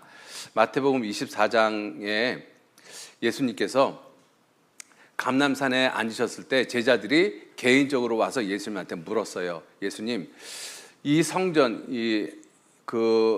예수님 당시에 로마 지배자였던 헤롯 왕이 이스라엘 백성들의 환심을 사기 위해서 하나님의 성전을 지었습니다. 그것을 헤롯 성전이라고 이야기를 하거든요. 그 성전이 다 무너질 것이라고 예수님이 예언을 하셨어요. 그래서 제자들이 예수님한테 개인적으로 와서 이르기를, 우리에게 이르소서 어느 때 이런 일이 있겠사오며, 이런 일이라는 것이 그 성전이 무너지는 그것을 이야기를 하고 있습니다. 또 주님 다시 오신다라고 말씀하셨는데, 주님 다시 오시는 때, 그리고 세상 끝에 무슨 징조, 사인이 있겠습니까? 이거를 물었어요. 그런데 이 예루살렘 그 헤롯 성전이 무너지는 때하고 주님이 다시 세상에 오시는 때하고 세상 끝하고 시간적인 차이가 무려 2000년이라는 시간이 있습니다. 그런데 이것을 한꺼번에 물었기 때문에 예수님도 한꺼번에 지금 답을 하고 계시거든요. 제일 먼저 하시는 말씀이 무엇이냐면, 너희가 사람의 미혹을 받지 않도록 주의하라. 미혹. 우리가 살고 있는 이 시대가 미혹받기 가장 좋은 시대예요. 미혹받기가. 그죠? 그 이유 중에 하나가 무엇이냐면, 사람마다 다 똑똑해요. 정말로 똑똑해요. 너무나 아는 것이 많아요. 알지 않아도 될 것을 유튜브를 통해 갖고 다 알고 있거든요. 별의별 것을 다 알고 있어요, 정말로. 그죠? 그러다 보니까 어떻게 되는가 하면 자기가 좋아하는 쪽만 듣게 됩니다. 그죠? 자기가 관심 있는 것만 듣게 되잖아요. 그죠? 자기 편에 속한 것들만 듣게 됩니다. 그러니까 미혹받기가 쉬운 거예요. 그러니까 분별이 안 되어지는 것이죠. 우리 시대를 말씀하고 있습니다. 너희가 사람의 미혹을 받지 않도록 주의하라. 많은 사람들이 내 이름으로 와서 이르되 내가 그리스도, 내가 구원자다. 그리스도라는 뜻이 구원자라는 뜻이거든요. 내가 구원자다 해서 많은 사람을 미혹해 하겠다. 자, 그리고 이제 구체적으로 말씀하십니다. 난리와 난리의 소문, 전쟁이잖아요. 지금 세상 곳곳이 지금 전쟁입니다. 그죠? 너희는 삼가 두려워 말라. 이런 일은 있어야 돼. 끝은 아직 아니니라. 민족이 민족을, 나라가 나라를 대적하여 일어나겠고, 처처의 기근과 지진이 있으리니. 중동은 민족과 민족끼리 지금 전쟁입니다. 그리고 나라와 나라끼리의 전쟁이기도 해요. 그죠? 아까 이란하고 이스라엘하고는 같은 민족이 아니라고 말씀을 드렸잖아요. 그런데 예를 들어서 이 레바논 이라든지 그다음에 요르단이라든지 시리아라든지 이런 것은 이 아브라함의 이 후처들의 자손들이기 때문에 집안 싸움이라고 아까 말씀을 드렸습니다. 이 모든 것이 재난의 시작이니라. 그때 사람들이 너희를 환난에 넘겨 주겠으며 너희를 죽이리니 너희가 내 이름을 위하여 모든 민족에게 미움을 받으리라. 자, 여기서 보면 처처에 기근과 지진이 있을 것이다. 곳곳에. 그죠? 기근, 지진. 영어 번역에 보면 하나가 더 있어요. 온역. 그죠? 그래서 사실은 세 가지를 말씀하고 있습니다. 기근, 온역, 지진. 근데 이것도 지금 우리가 살고 있는 이 시대에 너무 무서운 모습으로 지금 다가오고 있습니다. 지금 전 세계에서 굶어 죽는 사람들 꽤 많습니다. 우리나라는 지금 너무 풍요로워서 굶는다라는 것이 이해가 안 가요. 그래서 살을 빼려고 일부러 굶고 있는 나라가 우리나라잖아요. 그죠? 그러니까 우리나라 사람들이 불과 몇 년 전까지만 해도 여기 앉아 계신 어르신들 젊었을 때만 해도 보릿고개가 있었잖아요. 그런데 불과 몇 년이 지나서 이렇게 잘 사는 나라로 변했어요. 그죠? 그래서 우리는 지금 기근이라든지 흉년이라든지 이런 걸 생각을 못 하는데 우리가 생각해야 될 것이 뭐냐면 우리나라 식량 자급 자족률이 북한보다 낮습니다. 북한 식량 자급률이 23%인가 되거든요. 우리나라가 18% 정도밖에 안 돼요. 대부분이 다 수입해서 들어오는 것이기 때문에 그렇습니다. 만약에 수입선이 끊어지면 어떻게 될 것 같아요? 우리나라는 정말 큰일입니다. 진짜. 왜냐하면 우리는 잘 사는 맛을 봤잖아요. 햄버거를 먹었잖아요. 그죠? 근데 하루아침에 햄버거, 콜라, 피자 못 먹는다고 한번 해보세요. 어떻게 변할 것 같습니까? 그죠? 자, 그리고 온역. 우리는 코로나19를 통해서 온역이라는 것이 무엇인지 경험을 했어요. 그죠? 코로나19를 통해서. 그리고 지진은 지금 환태평양 지대라고 이야기하는 불의 고리가 있지 않습니까?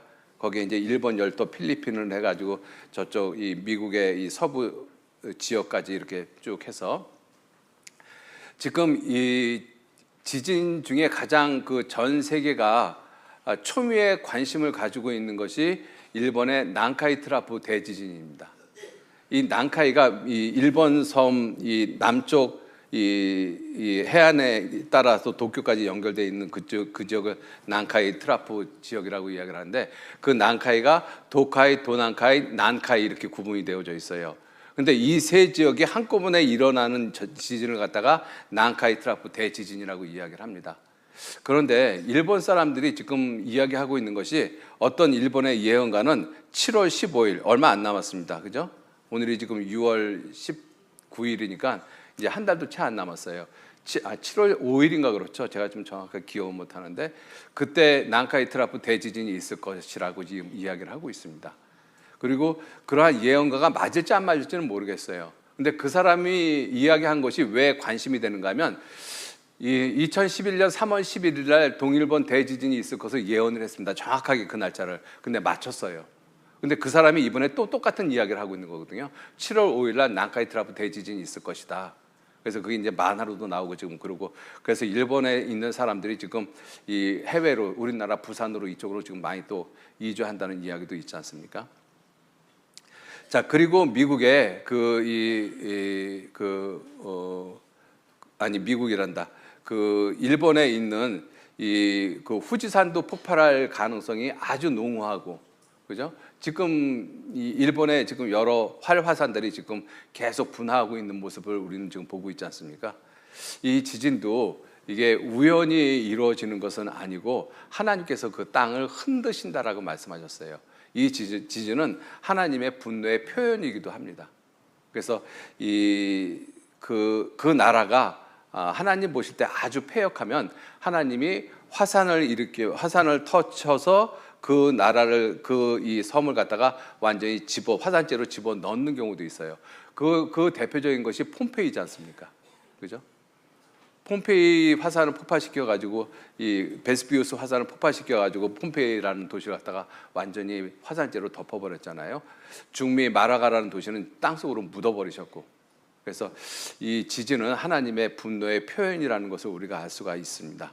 자, 이렇게 마지막 때에 대해서 예수님께서 기근, 온역, 지진 이러한 것들이 있을 것이라고 쭉 말씀을 하시면서 마태복음 24장 32절 말씀해 보시면 무화과 나무의 비유를 배우라. 그 가지가 연하여지고 잎사귀를 내면 여름이 가까운 줄 아나니 이와 같이 너희도 이 모든 일을 보거든 인자가 가까이 곧 문 앞에 이른 줄 알라. 이 아주 구체적인 이 마지막 때 징조를 말씀을 하시면서 예언적인 말씀을 하십니다. 무화과 나무의 비유를 배우라. 이 무화과 나무는 이스라엘 민족의 역사를 갖다가 상징을 하고 있습니다. 그 이스라엘 민족의 역사를 배우라는 것이죠. 그 뜻이 무엇이냐면 무화과 나무 가지가 연하해지면 잎사귀를 내고 그리고 잎사귀에서 갑자기 열매가 쑥 나옵니다. 꽃이 없이 열매가 맺혀요. 그래서 없을 무자 꽃 화자 실과 가자로 써서 무화과라고 이야기를 하는 것이죠. 이 비밀스러운 이스라엘 민족을 가리키고 있기 때문에 그렇습니다. 자, 그렇게 잎사귀가 풍성하게 나오면 여름이 가까운 줄 안다. 열매가 맺혀지는 것을 너희가 안다. 이와 같이 무화과 나무가 이런 것과 같이 이와 같이 너희도 이 모든 일을 보거든. 여기서 이 모든 일이 무엇이냐면 이 모든 일이 이스라엘 민족의 역사입니다. 이스라엘 민족의 역사. 그죠? 환란을 당하던 그 이스라엘 민족이 1948년 5월 14일 날 독립을 했어요. 1900년 동안 가는 곳곳마다 죽임을 당하던 이스라엘 민족이. 여러분 한번 잘 생각해 보세요. 왜 이 말씀이 중요하냐면 이스라엘 민족의 회복이 중요하기 때문에 그렇습니다. 1948년 5월 14일 날 이스라엘이 독립을 했고 그리고 이스라엘 땅에서 가장 중요한 도시가 예루살렘이에요. 예루살렘. 그 예루살렘은 1967년 6월 7일 날 6.1 전쟁 때 뺏었습니다. 자, 그렇게 예루살렘이 이스라엘 사람들의 손으로 들어갔거든요. 그런데 이스라엘 수도로 공식적으로 인정받지는 못했어요. 1967년에 예루살렘을 회복을 했음에도 불구하고 예루살렘을 이스라엘의 공식적인 수도로 인정받지 못했습니다. 그런데 미국의 대통령이 되는 사람들마다 내가 대통령이 되면 예루살렘을 이스라엘 수도로 인정을 하겠습니다. 그것을 공약으로 걸었거든요.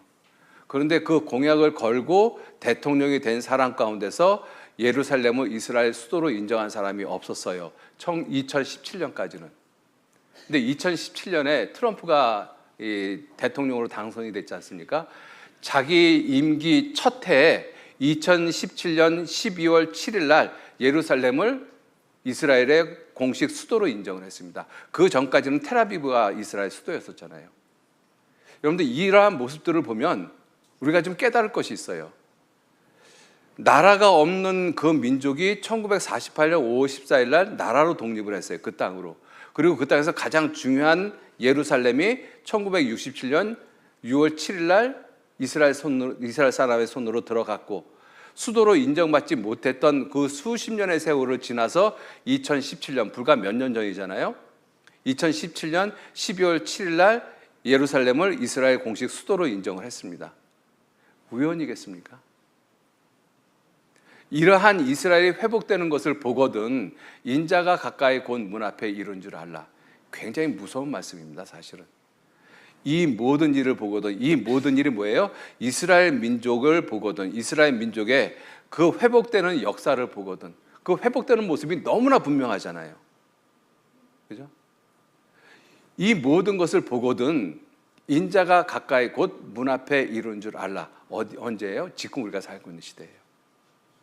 정말 무서운 것입니다. 왜냐하면 이스라엘은 하나님이 절대로 이 땅에서 없어지지 않도록 하나님이 지켜주시겠다라고 약속을 했어요. 그래서 예레미야 31장 35절 말씀에 나 여호와는 해를 낮에 빛으로 주었고 달과 별들을 밤에 빛으로 규정하였고 바다를 격동시켜 그 파도로 소리치게 하나니 내 이름은 만군의 여호와니라. 내가 말하노라. 무엇을 말하시는가 하면 이 규정이 해와 달과 별들 천체의 규정이 내 앞에서 하나님 앞에서 패해진다라면 이스라엘 자손도 내 앞에서 패함을 입어서 영적인 나라가 되지 못할 것이다. 무슨 뜻이에요? 해와 달과 별들이 없어지지 않는 한 이스라엘은 없어지지 않는다는 뜻입니다. 그죠?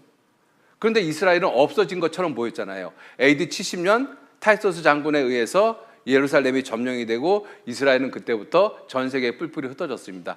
그 땅에 못 살았어요. 가는 곳곳마다 죽임을 당했습니다. 그래서 역사적으로는 이스라엘이 끝났다라고 생각을 했어요. 그래서 성경을 공부하는 학자들도 구약 성경에 이스라엘 민족의 회복에 대한 그런 많은 내용들이 있는데 이스라엘 역사를 보니까 이스라엘은 역사상에서 없어져 버렸거든요. 그 땅에서 쫓겨났고 가는 곳곳마다 죽임을 당했고, 그런데 성경을 보면 이스라엘이 회복된다는 이야기가 많이 있어요, 구약 성경에. 그래서 성경을 공부하는 학자들은 그 이스라엘을 실제 이 존재하는 이스라엘이 아니라 그것을 교회라고 생각을 했습니다. 그래서 교회를 통해서 하나님이 주시는 축복이 그렇게 이루어진다라고 이야기를 하고 있습니다. 그것을 대체신학이라고 이야기를 하는 거예요. 그 대체신학을 주로 가리키는 곳이 장로교 쪽입니다. 그래서 이스라엘 민족의 회복을 잘 이야기를 하네요. 자, 그런데 이 성경에서는 이 예수님은 이스라엘 자손도 내 앞에서 폐함을 입어 영영의 나라가 되지 못할 것이라고 말씀을 하셨고, 또 강조하면서 말씀하시죠. 나 여호와가 이같이 말하노라. 위로 하늘을 측량할 수 있으며 아래로 땅의 기초를 탐지할 수 있다면 내가 이스라엘 자손에 행한 모든 일, 이게 모든 일이 전부 다 하나님 앞에 악한 일들이거든요. 그 일로 인해서 그들을 다 버리겠다.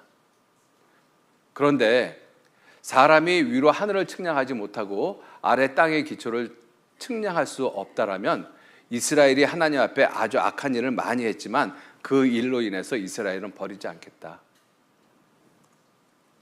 예레미야 30장 11절 말씀에도 나 여호와가 말하노라. 내가 너와 함께하여 너를 구원할 것이라. 내가 하나님이 너를 이스라엘을 흩었던 그 열방, 대표적으로 아시리아 제국이 망했잖아요. 그죠? 애굽이 망했습니다. 바벨론이 망했잖아요. 페르시아가 망했습니다. 헬라 제국이 망했고 로마가 망했어요. 최근에 독일이 망했지 않습니까? 이스라엘을 괴롭힌 나라들은 다 멸망했어요. 그리고 어떤 민족들은 아예 지구상에서 민족 자체가 없어져 버렸습니다. 내가 너를 흩었던 그 열방은 진멸한다 할지라도 너는 진멸하지 아니하리라. 너는 진멸하지 아니하리라. 이스라엘 백성들을 진멸하지 않는 이유가 이스라엘 백성들이 사랑스럽고 하나님의 말씀을 잘 듣고 충성스러워서가 아니에요. 뒤에서 하시는 말씀이 그렇죠. 그러나 내가 너를 공도로 징책할 것이요 결코 무죄한 자로 여기진 않겠다. 이스라엘 백성들이 하나님 앞에 악하게 지금도 살고 있어요. 어제도 말씀을 드렸습니다마는 세계 최대의 큐어 축제를 벌이고 있는 나라가 이스라엘입니다. 하나님이 하지 말라는 것을 가장 두드러지게 하고 있는 나라가 이스라엘이에요. 그죠? 자, 그런데 왜 그러한 나라를 갖다가 진멸하지 않느냐? 이스라엘이 착하고 선하고 그 잘못한 것을 돌이키기 때문이 아니라 말씀을 드렸듯이 약속이 있기 때문에 그렇습니다. 이스라엘 민족에게는 약속이 있어요. 그죠? 자, 그래서 이스라엘 민족은 결코 지구가 존재하는 한, 민족이 존재하는 한 이스라엘은 없어지지 않습니다. 자, 그래서 이스라엘이 회복되는 것을 보거든 이렇게 말씀을 하시는 거예요. 이스라엘이 회복되는 것을 보거든 인자가 가까이 곧 문 앞에 이른 줄 알라라고 말씀을 하신 것이죠. 마태복음 24장 33절 말씀해 보시면 이와 같이 너희도 이 모든 일을 보거든 이스라엘이 이렇게 회복되는 것을 보거든 인자가 가까이 곧 문 앞에 이른 줄 알라. 그죠? 우리 시대입니다. 그죠? 그래서 우리가 시대 구분을 해보면 우리가 살고 있는 이 시대가 은혜 시대의 끝부분이에요. 예수님 오시기 가장 가까운 시대. 왜? 이스라엘 민족의 회복을 우리가 보고 있지 않습니까? 그죠? 자, 그리고 이스라엘 민족이 그 회복이 되고 그리고 예수님 공중 재림하시면 이 세상은 7년이라는 특별한 기간으로 돌아갑니다. 7년. 그래서 이 7년 기간을 이 환란의 기간이라고 이야기를 합니다. 7년 환란. 그런데 그 7년 환란의 시작은 7년 평화 조약으로부터 시작이 돼요. 지금 중동 전 세계가 지금 전쟁의 소문이 가득하잖아요. 그죠? 이 아시아권에서도 지금 이 중공하고 파키스탄하고 지금 또 이 파키스탄인가요? 어디죠? 인도하고도 지금 중공하고도 싸우고 있고, 그다음에 그 이웃 나라 파키스탄인 것 같은데 거기하고도 싸우고 있고, 중동에서도 지금 전쟁이 일어나고 있고, 전 세계가 지금 그렇게 전쟁의 소용돌이 속에 휘말리고 있는데 놀랍게도 7년간 평화 조약이 이루어집니다. 전 세계적으로. 그러면서 모든 사람들은 평화가 왔다라고 좋아하게 되겠죠. 그런데 그 시간이 평화의 시간이 아니라 이 땅에서는 환란의 시간입니다. 그래서 그 7년 환란 기간이 크게 전 3년 반, 후 3년 반으로 나눠져요. 그래서 전 3년 반에 일어나는 일들이 전 세계에 뿔뿔이 흩어졌던 이스라엘 백성들이 다 이스라엘 땅으로 돌아오고, 그리고 예루살렘 성전이 지어집니다. 예루살렘 성전이 그 땅에. 그리고 그 예루살렘 성전에 적그리스도, 그리스도를 대적하는 자가 나타나서 자기를 가리켜서 자기가 하나님이라고 합니다. 그리고 세상에 있는 모든 사람들을 놀랍게 통치를 해요. 그게 3년 반 기간 동안입니다. 그리고 이와 같은 7년 환란 기간 동안에 핵전쟁이 적어도 2번 정도는 있습니다. 그리고 마지막 핵전쟁이 아마겟돈 전쟁이에요. 마지막 핵전쟁이. 그래서 요한계시록의 마지막 핵전쟁을 이렇게 표현하고 계시죠. 요한계시록 16장 16절 말씀에 새 영이 히브리음으로 아마겟돈이라 하는 곳으로 왕들을 모으더라. 여기가 마지막 인류의 전쟁터인 것입니다. 그리고 이 전쟁으로 인해서 거의 모든 사람이 전멸을 하죠. 그리고 나서 예수님께서 지상재림을 하십니다. 그리고 이 땅을 갖다가 다시 새롭게 살기 좋은 세상으로 바꾸시고, 그리고 예수님이 이 땅에서 1000년 동안 왕으로 다스립니다. 그 나라를 천년왕국이라고 이야기를 하고 있는 것이죠. 그리고 1000년이 끝나면 하나님이 이 세상을, 하나님이 창조한 이 모든 세상을 다 없애버리시고, 그리고 이 세상은 영원한 천국과 영원한 지옥으로 나눠집니다. 그래서 인간의 역사는 영원한 천국과 영원한 지옥에 있는 하나의 막간과 같은 그러한 모습이 우리 인류의 역사인 것입니다. 이렇게 하나님이 인류의 역사는 이렇게 정해 놓으셨어요. 그렇게 정해 놓으신 인류의 역사 가운데서 지금 우리가 살고 있는 시점이 어디냐면 은혜 시대 거의 끝부분이라는 것입니다. 이 모든 것이 되는 것을 보거든 인자가 가까이 문 앞에 이른 줄 알라라고 말씀을 하셨어요. 인자가 가까이 문 앞에 이른 줄 알라. 그죠? 자, 그래서 이제 여기서 이 표에서 보시면 이 7년 환란 기간 동안에 일어날 일들, 우리는 구원받은 사람들은, 교회 다니는 사람들이 아니라 구원받은 사람들은 예수님 오시면 예수님과 함께 공중에서 주님을 만납니다. 이 땅에 존재하지 않아요. 근데 구원받지 않은 세상 사람들은 이 땅에 남아 있으면서 7년 동안 놀라운 끔찍한 재앙을 겪게 되어집니다. 그 모습들이 어떠한 것인지, 이 재앙의 모습들이 어떠한 것인지 자세히 설명되고 있는 것이 요한계시록이에요. 그리고 이러한 끔찍한 재앙이 다 일어나기 전에 이 끝부분에 이 7년 환란에 일어날 것들을 전조로 보여주고 있는 모습들이 많이 있습니다. 우리가 살고 있는 시대에. 그것을 좀 몇 가지만 좀 보려고 합니다. 그래서 이 하나님이 그 보시는 그 요한계시록에 말씀하시는 요한계시록의 내용을 잠깐 좀 간략하게 살펴보시면요, 요한계시록이 어렵다라고 이야기를 합니다. 왜냐하면 거의 대부분 환상 가운데 보여지는 내용이기 때문에 그래요. 자, 그런데 굳이 해석을 하지 않아도 분명하게 알 수 있는 그러한 구절들은 몇 구절이 있습니다. 그래서 이것은 제가 해석을 안 하고 그 구절들을 그대로 말씀을 지금 드리려고 해요. 왜냐하면 이 요한계시록은 말 그대로 이 환상 가운데 보여준 것이기 때문에 어쩔 수 없이 여러 가지의 모습으로 해석이 필요한데, 그 해석을 잘못하게 되면 자칫 오류를 범할 수도 있습니다. 그래서 제가 알지도 못하는 것을 함부로 이야기를 해서 여러분들에게 혼란을 주고 싶은 마음이 추호도 없기 때문에 성경에서 아주 분명하게 누구라도 공감할 수 있는 그러한 요한계시록에 있는 내용 몇 가지만 좀 말씀을 드리려고 합니다. 자, 그 중에 무엇이냐면 요한계시록에 이 7가지 재앙이 크게 3가지 재앙의 모습이 있는데, 그 3가지 재앙이 크게 7가지로 구분되어져 있어요. 그래서 7인이 떨어질 때, 그리고 7 나팔이 불려질 때, 7 대접이 쏟아질 때, 이 지구상에서는 엄청난 큰 환란이 있습니다. 7인이 떨어질 때 지구 인구의 4분의 1이 죽고, 7 나팔이 떨어질 때 이 지구 인구의 3분의 1이 죽고, 7 대접이 쏟아질 때 거의 전멸하는 그러한 모습이 지구상에 있습니다. 자, 그런데 여기서 공통적으로 보시면 마지막 7번째에 공통적인 특징이 있어요. 그 공통적인 특징이 뭐냐면 지진으로 모든 것이 끝이 납니다.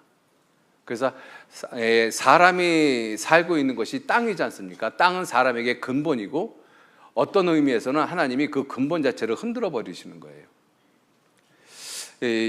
6번째 인이 떨어질 때도 지진이 일어나고, 자, 그거는 이제 나중에 좀 시간을 드리면서 말씀을 좀 드리기로 하고요.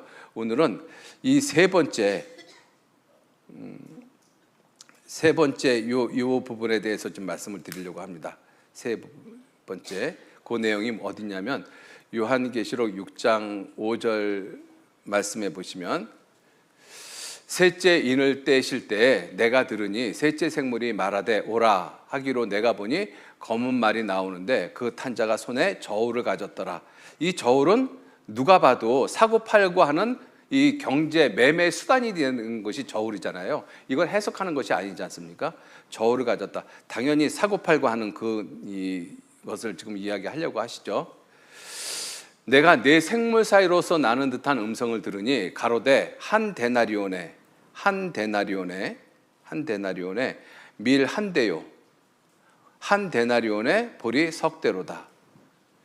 자, 여기서 이 데나리온하고 이 한 대 또는 석대라는 이 단위를 모르면 이게 무슨 말을 하는지를 몰라요. 이거는 굳이 해석할 이유가 없습니다. 이 데나리온은 로마 시대 때 남자 하루 품삯이 한 데나리온이에요. 남자가 하루 나가서 벌 수 있는 돈, 그것을 한 데나리온, 하루 품삯이라고 이야기한 것입니다. 그죠? 그럼 지금으로 따지면 아주 계산하기 좋게 우리나라로 따지면 10만 원 정도 된다라고 생각을 하면, 어떤 사람은 10만 원 더 버는 사람들도 물론 있겠죠. 근데 10만 원으로 계산을 한다면 10만 원 가지고 밀 한 대 산다라는 것입니다. 밀 한 대면 0.9리터거든요. 0.9리터. 그죠? 여러분들 라면 하나가 몇 그램인지 혹시 아셔요? 제가 이렇게 여쭤봤더니 어떤 분이 아주 정확하게 이야기하더라고요.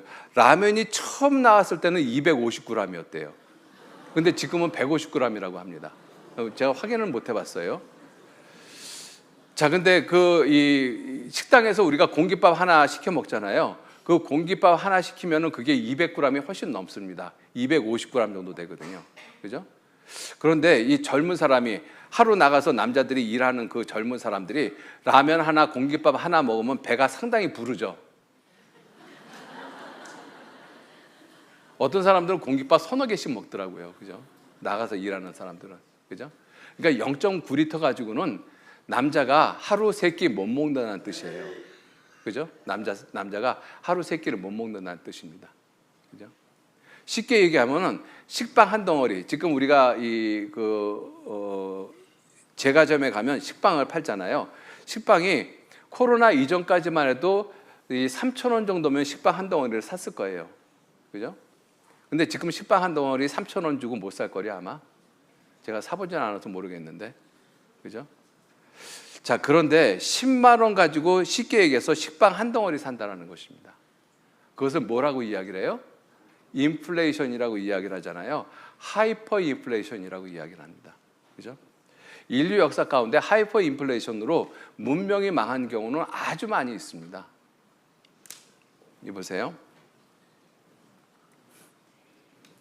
하이퍼 인플레이션, 급격하게 발생한 인플레이션으로 물가 상승 현상이 통제를 벗어난 초인플레이션 현상을 말한다. 정부나 중앙은행이 통화량을 현금이죠. 그것을 과도하게 증대했어요. 그것을 뭐라고 이야기를 하는가 하면 경제용어로 양적 완화라고 이야기를 합니다. 돈을 막 찍어내서 주는 거예요. 그걸 언제 했어요? 우리 코로나 때. 그죠? 코로나 때 우리가 이 재난지원금 받았잖아요. 카드로. 그죠? 그 카드로 받는 것을 그것을 다른 말로 코인이라고도 이야기를 하는 거예요. 그 카드에다가 15만 원, 30만 원 이렇게 줬잖아요. 그리고 언제까지 쓰십시오. 그리고 이 돈이 남아 있으면 시간이 지나면 그 돈이 내 것이 아니에요. 더 이상 쓰지 못해요. 그죠? 자, 그렇게 이 통화량을 갖다가 과도하게 증대시켰어요. 그랬더니 생산량이 소비량을 따라가지 못할 경우 하이퍼 인플레이션이 나타납니다. 최근 2008년도입니다. 2008년. 지금부터 약 4, 5년쯤 되죠. 100조 달러입니다. 100달러가 아니라 100조 달러예요. 그죠? 100조 달러 가지고 뭐 했는가 하면 계란 3개 샀어요. 아이들도 이런 장난을 안 해요. 그죠? 자, 이러한 모습이 이 짐바브웨만 있는 것이 아니라 지금 아르헨티나도 그렇게 해서 망했습니다. 그죠? 여러분들, 아르헨티나는 우리나라 일제시대 때 1919년 3월 1일 독립운동 만세하고 그랬을 때 그때 아르헨티나는 초고층 빌딩 짓고 있었어요. 그렇게 잘 사는 나라였습니다. 남미의 유럽이라고 하는 나라가 아르헨티나거든요. 근데 지금 그 나라 지금 이 하이퍼 인플레이션으로 지금 경제가 망가져 버렸잖아요. 그 다음에 베네수엘라. 여러분들, 미스 코리아는 한국에서 나오잖아요. 미스 유니버스는 어디서 나오는지 아닙니까? 거의 대부분 베네수엘라 사람들이에요. 그죠? 세계에서, 지구상에서 가장 아름다운 미스 지구덩어리, 그것이 베네수엘라 사람입니다. 그만큼 자원이 풍부해요. 석유 자원도 엄청나게 풍부하고 자원들이 너무나 풍부합니다. 근데 정치가 엉망이다 보니까 그렇게 다 망가져 버린 거예요. 이게 지금 우리가 살고 있는 시대에 알고 있잖아요. 로마도 하이퍼인플레이션으로 망했습니다. 그런 나라들이 많아요. 독일도 그랬고. 대표가 독일이잖아요. 1922년에 1달러가 4.2마르크, 우리나라 돈으로 우리로 한다면 1달러에 약 4,000원 정도, 400원 정도 이렇게 생각하면 맞을 것 같습니다. 그런데 13개월 뒤 1923년 11월 말에 1달러가 4.2조 마르크가 된 거예요. 이게 실제로 역사로 있었습니다. 그래서 세계 제2차 대전이 일어난 거예요. 또 그것을 빵 한 덩어리로 이야기해 보면 1922년 중반에 빵 1파운드, 약 450g이죠. 그게 3달러였습니다. 3,000원 정도였다는 것이죠. 그런데 23년 초에는 700달러가 됐고 28년에는 1,200달러가 됐고 9월에는 200만 달러가 된 거예요. 한 달 뒤에는 6억 7천만 달러가 됐고 10월 달에는 30억 달러가 됐고 12월에는 1,000억 달러가 됐어요. 이게 역사적으로 있었던 사실이에요. 불과 몇십 년 전에 독일에서. 여러분들, 하이퍼 인플레이션을 우습게 생각하시면 안 됩니다. 우리나라도 그럴 조짐이 너무나 농후해요. 지금. 그죠? 코로나 전하고 지금하고 비교해 보면 물가가 완전히 달라졌다는 거 인정하시잖아요. 그런데 또 나라는 계속 사람들한테 지원 이 자금을 갖다 또 풀어준다라고 이야기하잖아요. 돈 준다고. 그죠? 여러분들, 복지를 그렇게 한 나라치고 나라가 잘된 나라가 한 나라도 없습니다. 다 망했어요. 아르헨티나가 그 대표적인 예죠. 베네수엘라가 그렇고 모든 것이 붕괴했습니다. 그죠? 그렇게 되면 어떻게 되는가 하면 혼란과 폭동, 약탈이 일어날 수밖에 없고 국가는 무정부 상태가 돼요. 그렇게 됐을 때 무정부 상태를 갖다가 바로잡기 위해서 독재자는 필연적으로 나타납니다. 그때 나타난 것이 히틀러예요. 그죠? 그래서 이러한 모습들을 보면 이와 같이 하이퍼 인플레이션이 전 세계적으로 나타나고 있잖아요. 우리나라만 나타나는 것이 아니라 미국이 대표적으로 상당히 이 인플레이션이 심하고, 그다음에 유럽은 더 심하고, 그죠? 비교적 이 코로나를 지나고 하이퍼 인플레이션이 심하게 나타나지 않았던 나라 중에 하나가 일본인 거예요. 다른 나라는 굉장히 심하게 나타났습니다. 우리나라도. 전 세계적으로 지금 이러한 모습이잖아요. 만약에 전 세계가 이와 같은 하이퍼 인플레이션의 상태로 빠진다라고 하면 누군가는 나타나야 돼요. 히틀러 같은 독재자. 그 사람이 나타나는 것이 요한계시록 13장의 적그리스도입니다. 그죠? 그래서 그 적그리스도가 나타나면 요한계시록 13장 15절 말씀에, 요한계시록 13장 15절 이하를 보시면 저가 적그리스도를 가리키고 있습니다. 권세를 받아 짐승의 우상에게 생기를 주어 그 짐승의 우상으로 말하게 하고. 여러분들, 지금 이것은 우리가 AR을 통해서 너무나 아주 현실감 있게 체감을 하고 있죠. 그죠? AI가 만들어낸 그 어떤 인플루언서, 이런 이 사람들을 보면 정말 잘 만들었어요. 말도 너무 예쁘게 잘하고. 또 짐승의 우상에게 경배하지 아니하는 자는 몇이든지 다 죽이게 하더라. 저 그리스도가 모든 자, 곧 작은 자, 큰 자, 부자, 빈궁한 자, 자유한 자, 종들 그 오른손이나 이마에 표를 받게 하고 표 기억해 주셔요. 표를 받게 하고 누구든지 이 표를 가진 자 외에는 매매를 못하게 한다. 그죠?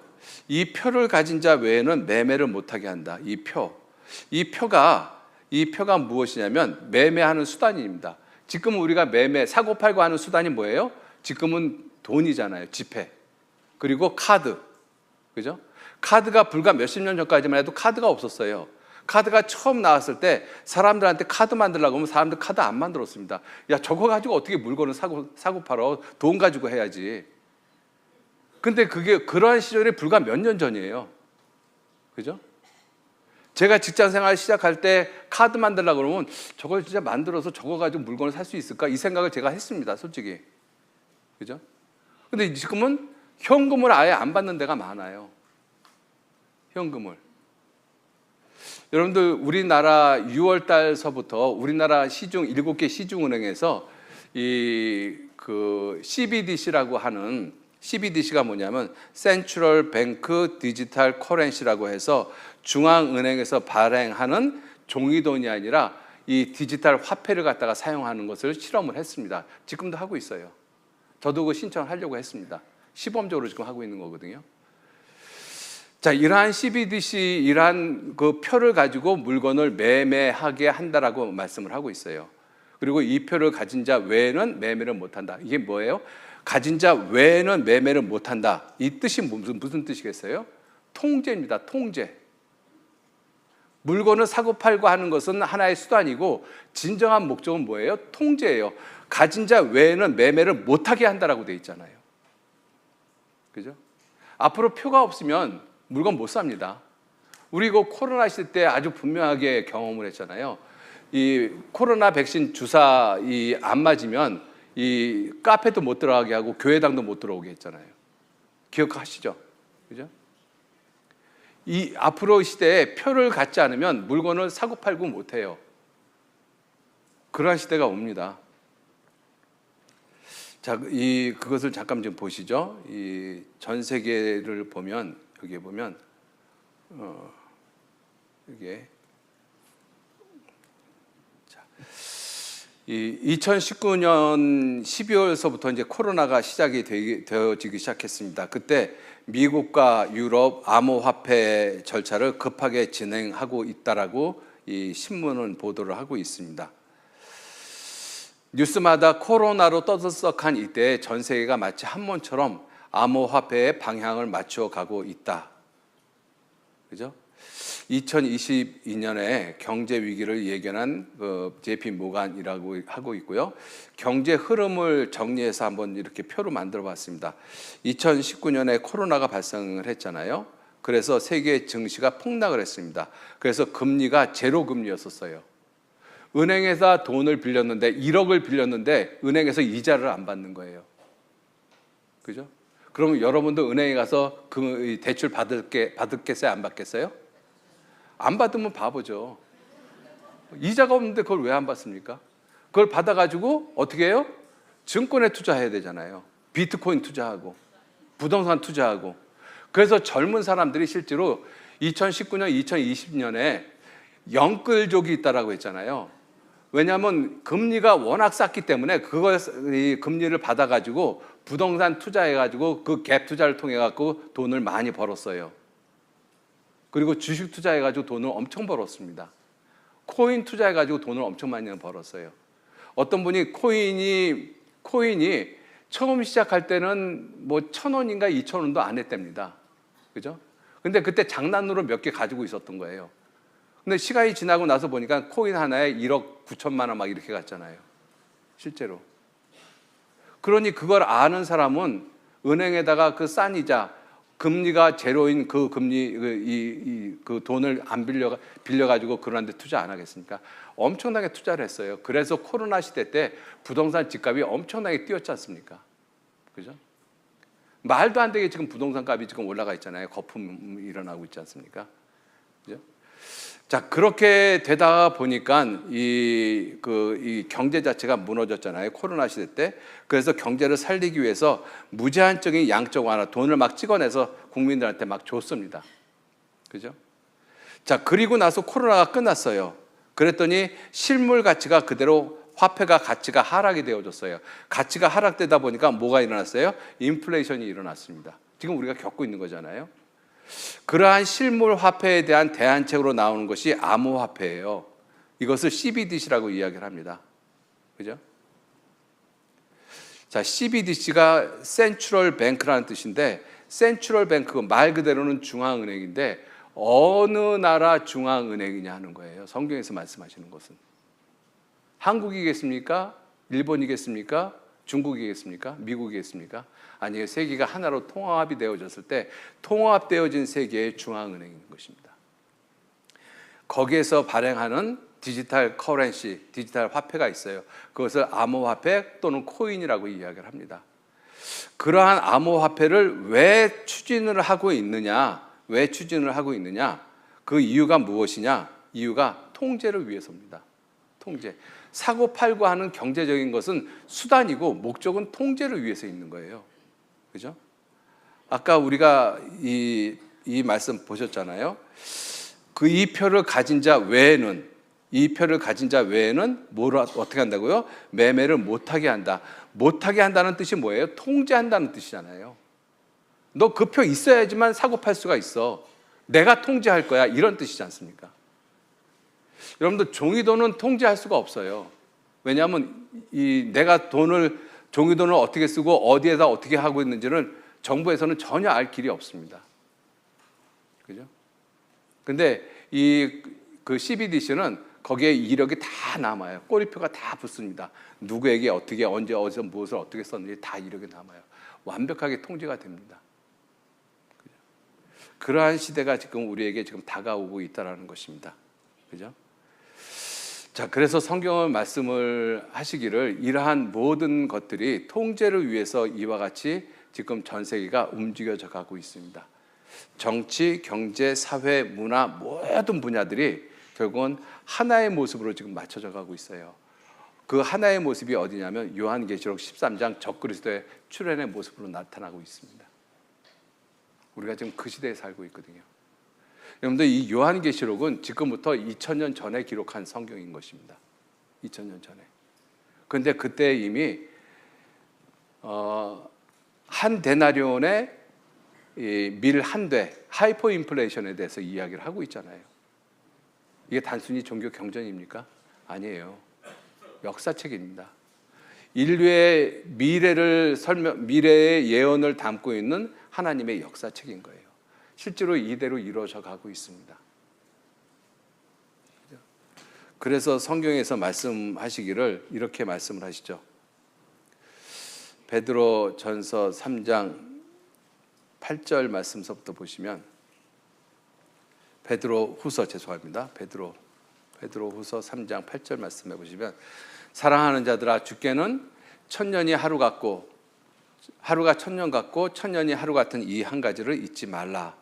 주의 약속은 어떤 이에 더디다고 생각하는 것 같이 더딘 것이 아니라 오직 너희를 대하여 오래 참으사 아무도 멸망치 않고 다 회개하기에 이르기를 원하시느니라. 그러나 주의 날이 도적같이 오리니 아무도 예견하지 못하는 그러한 모습으로 오신다라는 거죠. 그날에는 주님이 오신 날에는 하늘이 큰 소리로 떠나가고 체질 엘리먼트입니다. 이 원소가 뜨거운 불에 풀어지고 땅과 그 중에 있는 모든 일이 드러나리로다. 같이 읽겠습니다. 이 모든 것이 이렇게 풀어지리니 너희가 어떠한 사람이 되어야 마땅하뇨. 예, 거기까지. 이 모든 것이 이렇게 풀어진다. 이 모든 것이, 그죠? 이렇게 풀어지리니 너희가 어떠한 사람이 되어야 마땅하뇨. 우리가 살고 있는 시대가 어떠한 시대인지 알면 내 하나님 만나기를 예비하라는 하나님의 그 경고의 말씀이 결코 가벼운 이야기가 아닌 거예요. 그죠?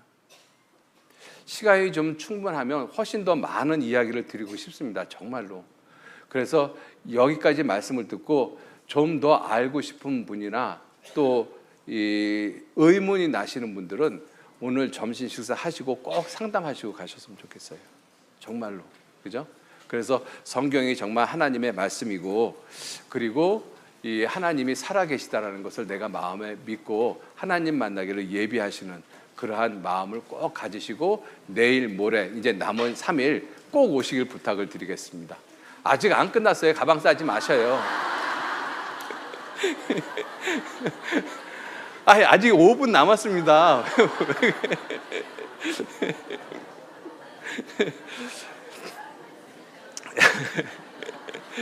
예, 하여튼 그렇게 해주시길 부탁을 드리겠습니다. 기도하고 마치도록 하겠습니다.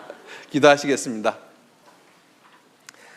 하나님, 귀한 은혜와 사랑에 진심으로 감사드립니다. 짧은 시간 하나님 말씀을 배우지만 참으로 성경이 사실인 것과 하나님이 살아계심을 우리에게 가르쳐 주시고 깨닫게 해주시고 또 믿어질 수 있도록 넓은 마음 허락해 주신 것 진심으로 감사를 드립니다. 여기까지 말씀을 들으신 분들 가운데 아직도 성경에 대해서 의문점이 있거나 완전하게 깨달아지지 못하는 그러한 부분들이 있다라면 하나님께서 더욱 붙잡아 주시고 도와주셔서 그러한 부분들을 말씀을 통해서 확증할 수 있도록 귀한 은혜의 시간 허락해 주시기를 진정 의지하고 부탁드립니다. 그리고 이제 내일서부터 3일간 있는 이 시간, 이제 우리 개인적인 모습을 성경을 통해서 배우고자 합니다. 3일간의 시간 정말 중요하게 생각을 하고 구하고 찾고 두드리는 마음을 가지고 하나님 말씀 앞에 모두 다 나올 수 있도록 하나님 도와주시고 인도해 주옵소서. 모든 것 선하신 주님의 손에만 의지하고 부탁드립니다. 감사드리면서 예수님 이름으로 기도 올렸습니다. 아멘. 예, 수고 많으셨습니다.